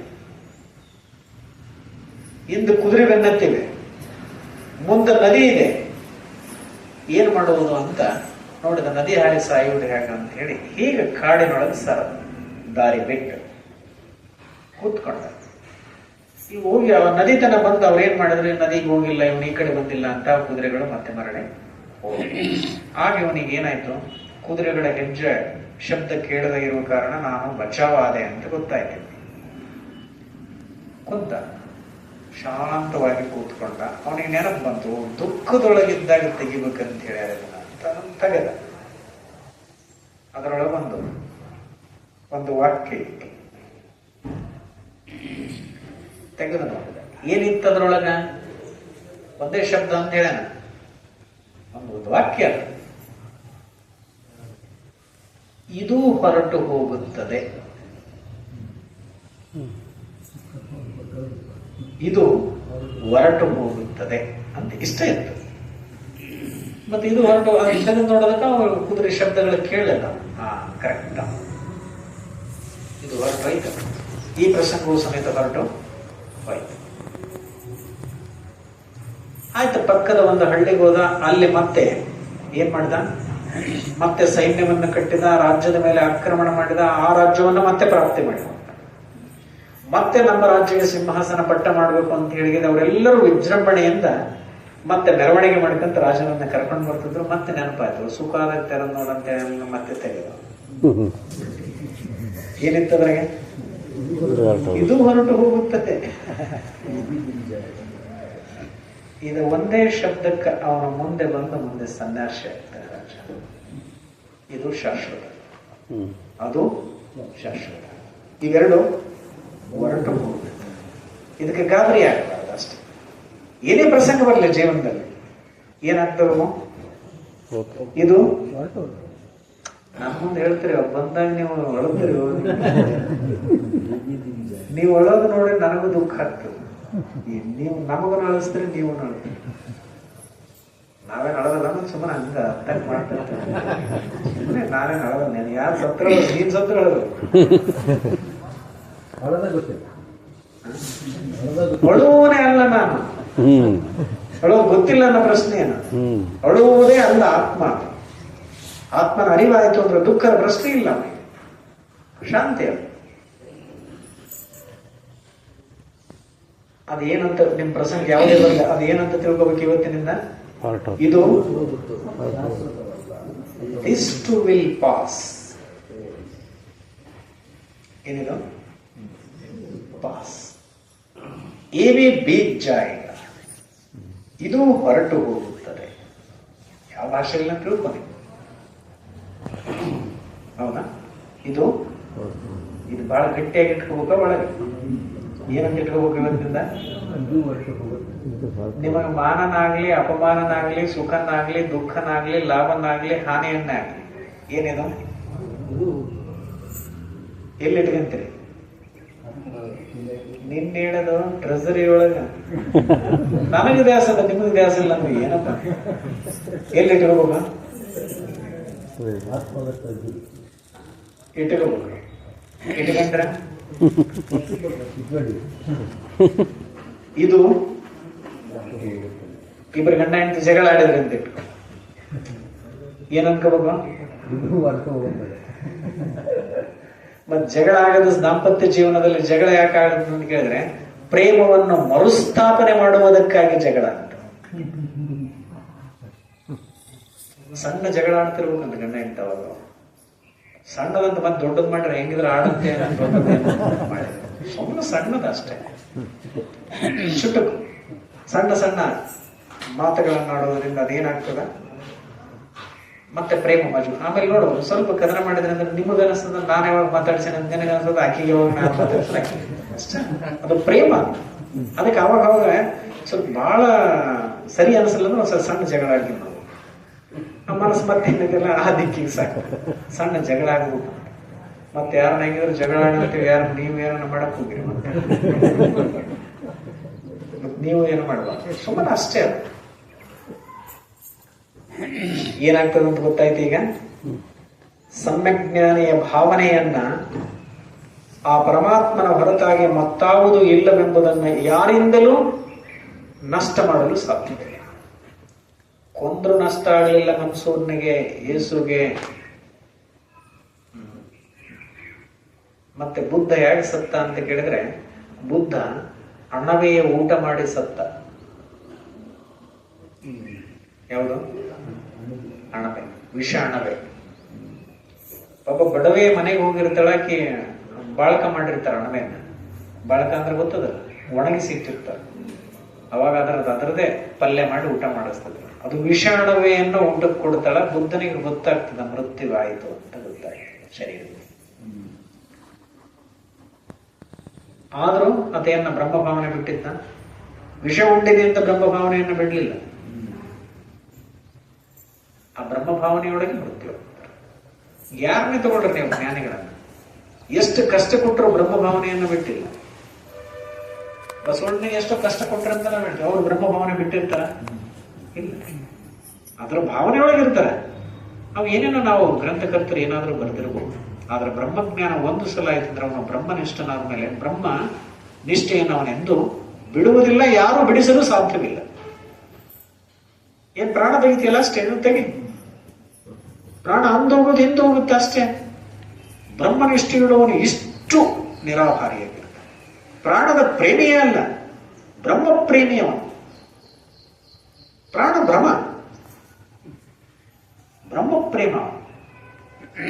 ಇಂಥ ಪ್ರೇಮ ಉಳ್ಳವನಿಗೆ ಏನದ, ಅವನು ಯಾರಿಂದಲೂ ದೂರ ಮಾಡ್ಲಿಕ್ಕೆ ಸಾಧ್ಯ ಇಲ್ಲ. ಸುವರ್ಣದೋಳು ಭೂಷಣ ಭಾವ ಹೇಗೆ ಇಲ್ಲ, ಹಾಗೆ ಆತ್ಮನೋಳು ಸೃಷ್ಟಿ ಭಾವ ಇಲ್ಲ. ಬಂಗಾರದೊಳಗೆ ಭೂಷಣದ ಭಾವ ಇಲ್ಲ. ಬಂಗಾರದೊಳಗೆ ಆದೇನದು? ಬಂಗಾರ ನೋಡಿದಾಗ ಭೂಷಣ ಕಾಣುವುದಿಲ್ಲ, ಭೂಷಣ ನೋಡಿದಾಗ ಬಂಗಾರ ಕಾಣುವುದಿಲ್ಲ.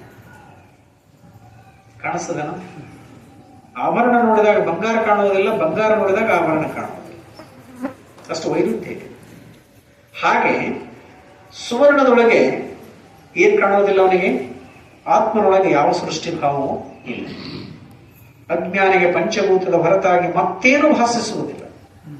ಜ್ಞಾನಿಗೆ ಆ ಬ್ರಹ್ಮನ ಬಿಟ್ಟು ಬೇರೇನು ಕಾಣುವುದಿಲ್ಲ, ಅಜ್ಞಾನಿಗೆ ಜಗತ್ತು ಬಿಟ್ಟು ಬೇರೇನು ಕಾಣುವುದಿಲ್ಲ.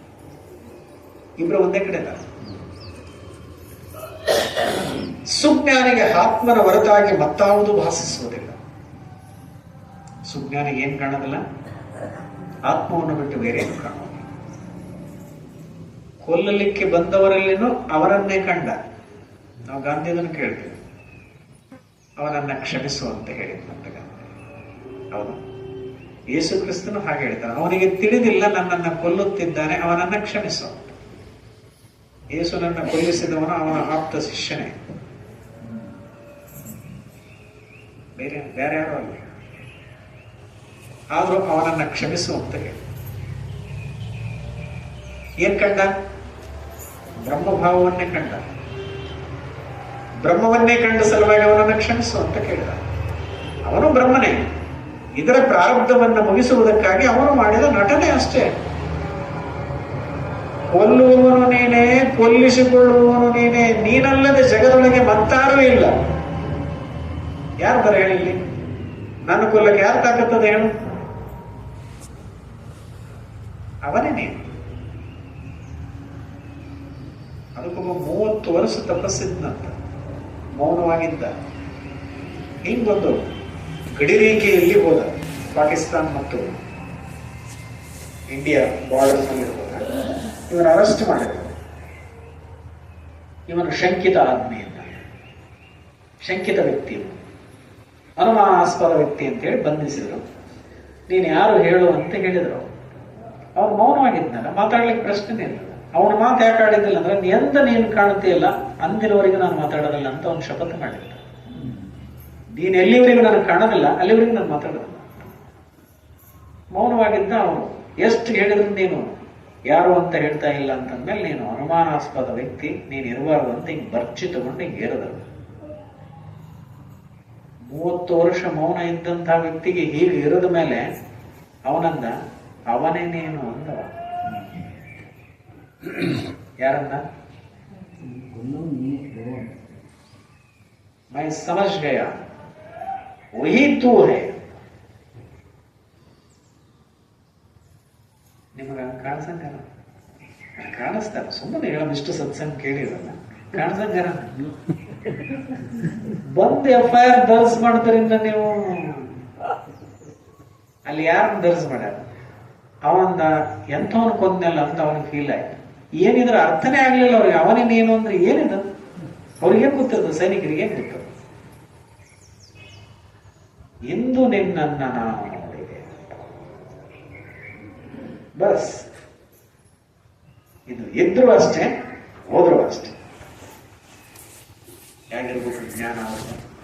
ಇವ್ರು ಯಾರನ್ನ ಕೆಡ್ಸಕ್ಕಾಗ್ತದೆ? ಕೊಲ್ಲಿದ್ರು ಕಿಟ್ಟಿಲ್ಲ. ಅವನೇ ನೀನು. ನೀವು ಬೈದ್ರೂ ನಿಮಗಾಗಲೇ ಒಂದು ಬೇರೆ ಬೇರೆ ಆಗ್ತವೆ ಮನಸ್ಸಿನಾಗ. ಯಾರು ಬೈದ್ರು? ಅವನೇ. ಯಾರು ಬೇಯಿಸಿಕೊಂಡ್ರು? ಈ ಕೈ ಥೇಟ್ ಸುಮಾರು. ಯಾರು ಏನ್ ಸಿಟ್ಕೊಂತ? ಯಾರು ಬೈದ್ರು? ತನ್ನ ಕೈಗೆ ತಾನು ಬೈಬಿಟ್ರು. ಇನ್ನೊಬ್ಬರು ಈ ಕೈ ಬಹಳ ಸುಮಾರು ಅದನ್ನು ಸಿಟ್ಟು ಬರ್ತದ, ಇದಕ್ಕೆ ನಾನೇ ಬೈದ. ಹಂಗ ಬ್ರಹ್ಮಜ್ಞಾನಿಗಳು, ಬ್ರಹ್ಮನಿಷ್ಠರು, ಬ್ರಹ್ಮವಿದ್ವರಿಷ್ಠರು, ಬ್ರಹ್ಮ ಭಾವನೆ ಉಳ್ಳವರು, ಇಡೀ ವಿಶ್ವದ ತುಂಬೆಲ್ಲ ಇರತಕ್ಕಂಥವರನ್ನ ಬ್ರಹ್ಮಸ್ವರೂಪವಾಗಿ ಕಾಣುತ್ತಾರೆ. ಎಲ್ಲವೂ ಅವನೇ. ಬೈದವನಾರು? ಬೈಸ್ಕೊಂಡವನಾರು? ಒಡೆದವನಾರು? ಒಡಿಸ್ಕೊಂಡವನಾರು? ಅವ. ಹೇಳಕ್ ಬಹಳ ಚಂದ ಸ್ವಾಮಿಗಳ. ಪ್ರಯೋಗ ಮಾಡಿಸ್ತೇನೆ, ಗೊತ್ತಾಗ್ತದೆ. ಈಗ ನೀವು ನಾನು ಪ್ರಯೋಗ ಮಾಡೋದಕ್ಕೆ ಅವ್ರು ಇವತ್ತು ಹೇಳಿದ್ರೆ ಇವತ್ತು ತಯಾರಾಗ್ತಾರ. ನಾನ್ ಮಾಡೋದಿಲ್ಲ ಅಷ್ಟೇ. ನಿಮ್ಗೆ ಪ್ರಯೋಗ ಮಾಡಿಸಿದ್ರೆ ನೀವು ಏನು ಅಲ್ಲ ಅಂತ ಗೊತ್ತಂದ ನನಗೆ. ನೀವು ಏನು ಅಲ್ಲವೇ ಅಲ್ಲ. ನೀವು ಪ್ರಯೋಗಕ್ಕೆ ನೀವು ಮನುಷ್ಯರಲ್ಲ, ನೀವು ಮಾತಿನ ಮನುಷ್ಯರಷ್ಟೇ. ನೀವು ಪ್ರಯೋಗಕ್ಕೆ ಬಂದಾಗ ಗೊತ್ತಾಗತ್ತ ನಾನು ಎಷ್ಟು ಶಕ್ತಿಶಾಲಿಯನ್ನು. ಅಲ್ಲಿ ಪರೀಕ್ಷಿಸಿಕೊಳ್ಳುವುದಿದೆ. ಮಾತಿನಲ್ಲಿ ಪರೀಕ್ಷೆ ಅಲ್ಲದ. ಮಾತು ಮನಗಳಿಂದ ಅತ್ತತ್ತ ಮೀರಿದ ಸಾತಿ ಶ್ವೇದ ಜ್ಯೋತಿ ಎಷ್ಟು ಪ್ರಕಾಶ ಅನ್ನೋದು ಗೊತ್ತಾಗುವುದು ಯಾವಾಗ ಅಂತ ಕೇಳಿದ್ರೆ ಈ ಪ್ರಸಂಗಗಳಲ್ಲಿ. ಆ ಜ್ಯೋತಿಯ ಪ್ರಕಾಶ ನಮಗೆ ಕಾಣಬೇಕಾಗಿತ್ತು ಅಂದ್ರೆ ಈ ಪ್ರಸಂಗಗಳೇ ಪರಮಾತ್ಮ ನಿನಗೆ ಕೊಟ್ಟಿರುವ ಪ್ರಯೋಗಕ್ಕಾಗಿ. ಆದ್ರೆ ನಾವು ಪ್ರಯೋಗ ಆಗಬಾರ್ದು. ಆದಾಗಲೇ ಗೊತ್ತಾಗ್ತದೆ ಸತ್ಯ, ಮಾತಿನಿಂದಲ್ಲ. ಅದಕ್ಕೆ ಅವನನ್ನು ಯಾರು ಅವನ ದೃಢ ನಿರ್ಧಾರದಿಂದ, ನಿಶ್ಚಯದಿಂದ ಯಾರೂ ಕದಲಿಸಲು ಸಾಧ್ಯವಿಲ್ಲ. ಅವನಿಗೆ ಸುಜ್ಞಾನಿಗೆ ಆತ್ಮನ ಹೊರತಾಗಿ ಮತ್ತಾವುದು ಭಾಸಿಸುವುದು ಏನು ಕಾಣುವುದಿಲ್ಲ. ಅವನೊಂದೇ ಕಾಣಿಸ್ತದೆ. ಸುವರ್ಣದೋಳು ಆಭರಣವೆಂಬುದು ನಾಮ ಮಾತ್ರವು ಹೇಗೆ ಇದೆಯೋ ಹಾಗೆ ಆತ್ಮನೋಳು ಜಗತ್ತೆಂಬುದು ನಾಮ ಮಾತ್ರವಿದೆ. ಸುವರ್ಣದೊಳಗೆ ಆಭರಣ ಎಂಬುದು ಹೆಸರು ಮಾತ್ರಲ್ಲ, ಅದ್ರಾಗ ಯಾವ್ದೇನ ಆಭರಣ? ಹಾಗೆ ಆತ್ಮನೋಳು ಜಗತ್ತೆಂಬುದು ನಾಮ ಮಾತ್ರವಿದೆ. ಸಮ್ಯಕ್ ದರ್ಶಿಗೆ ಇದರ ವಿಪರೀತ ಭಾಷಿಸುವುದೆಂಬುದು ವಾಸಿಷ್ಠ ಬೋಧಕರು. ಸಮ್ಯಕ್ ಜ್ಞಾನಿಗೆ ಅದು ನಿಮ್ಗೆ ಕಂಡದ್ದಲ್ಲ, ಅವನಿಗೆ ವಿಪರೀತ ಬೇರೆ ಕಾಣಿಸ್ತದೆ. ಹೌದಾ? ಅದಕ್ಕೆ ನೀವೆಲ್ಲ ಇಂಥ ಒಂದು ಆತ್ಮಸ್ವರೂಪದ ವಿಚಾರವನ್ನು ತಿಳಿದುಕೊಂಡು ನೀವೇನಾಗಬೇಕನ್ನ, ಈ ಜಗತ್ತು ಕೇವಲ ನಾಮ ಮಾತ್ರದಲ್ಲಿದೆ. ಆ ಬ್ರಹ್ಮ ಸತ್ಯ ಅರಿವಾದವನಿಗೆ ಇದು ಕೇವಲ ನಾಮ ಮಾತ್ರ, ಸತ್ಯವಾಗಿಯೂ ಇದು ಇಲ್ಲ, ಇದು ಮಿಥ್ಯೆ ಅಂತ ಯಾವಾಗ ಗೊತ್ತಾಗುತ್ತಾ? ಸುವರ್ಣದೊಳಗೆ ಆಭರಣ ಕಂಡಂತೆ ಆತ್ಮನೊಳಗೆ ಜಗತ್ತು ಮಾತ್ರ ನಾಮ ಮಾತ್ರವಿದೆ. ಸಮ್ಯಕ್ ದರ್ಶಿಗೆ ಇದರ ವಿಪರೀತ ವಾಸಿಸ. ಯಾವಾಗ ನೀನು ಸಮ್ಯಕ್ ದರ್ಶಿ ಆಗ್ತೀನಿ, ಆಗ ನಿನಗೆ ಇದಕ್ಕೆ ವಿರುದ್ಧವಾಗಿರತಕ್ಕಂಥ ಏಕಸತ್ಯ ಒಂದೇ ಭಾಷಿಸುವುದು. ಅದು ಯಾವಾಗಲೂ ನಿನ್ನ ಚಿತ್ತದೊಳಗೆ ಅದು ಒಂದೇ ಭಾಷಿಸುವುದು. ಅಂತ ಒಂದೇ ಭಾಷಿಸುವುದು ನಿಮ್ಮ ಚಿತ್ತದೊಳಗೆ ಸದಾ ನೆಲೆಯೂರಲಿ ಅಂತ ನಾನು ಆಶಿಸ್ತೇನೆ. ನಮಗೆ ಆಶಿಸ್ಲಿಕ್ಕೆ ಏನೂ ಇಲ್ಲ, ನಿಮಗೆ ಕೊಡೋಕೆ ನಮ್ಮ ಹತ್ರ ಏನೂ ಇಲ್ಲ. ಏನಾಗಲಿ ಅಂತ ಆಶಿಸ್ತೇನೆ, ಸದಾ ನಿಮಗೆ ಆ ಬ್ರಹ್ಮ ಒಂದೇ ನಿಮ್ಮ ಚಿತ್ತದೊಳಗೆ ವಾಸಿಸಲಿ, ಆ ಬ್ರಹ್ಮ ಭಾವ ಒಂದೇ ನಿಮ್ಮ ಹೃದಯದೊಳಗೆ ನೆಲೆಯೂರಲಿ. ಅದನ್ನು ಬಿಟ್ಟು ಈ ವಿಚಾರಗಳನ್ನು ಪ್ರೀತಿಸಿದವರಿಗೆ ಜಗತ್ತಿನ ಭಾವ ಹೃದಯದೊಳಗಿಲ್ಲದಂತೆ, ಜಗತ್ತಿನ ನಾಮರೂಪ ಅವನ ಚಿತ್ತದೊಳಗೆ ಇಲ್ಲದಂತೆ ಸಹಜವಾಗಿ ಸಮ್ಯಕ್ ಜ್ಞಾನಿಯಾಗಿ ಈ ಜಗತ್ತಿನಲ್ಲಿ ಬಾಡಿ ಬದುಕುವಂತಹ ಶಕ್ತಿಯನ್ನು ಕೊಡುವಂತ ಪರಮಾತ್ಮನಲ್ಲಿ ಪ್ರಾರ್ಥಿಸುತ್ತಾ ಇಂದಿನ ವಿಷಯಕ್ಕೆ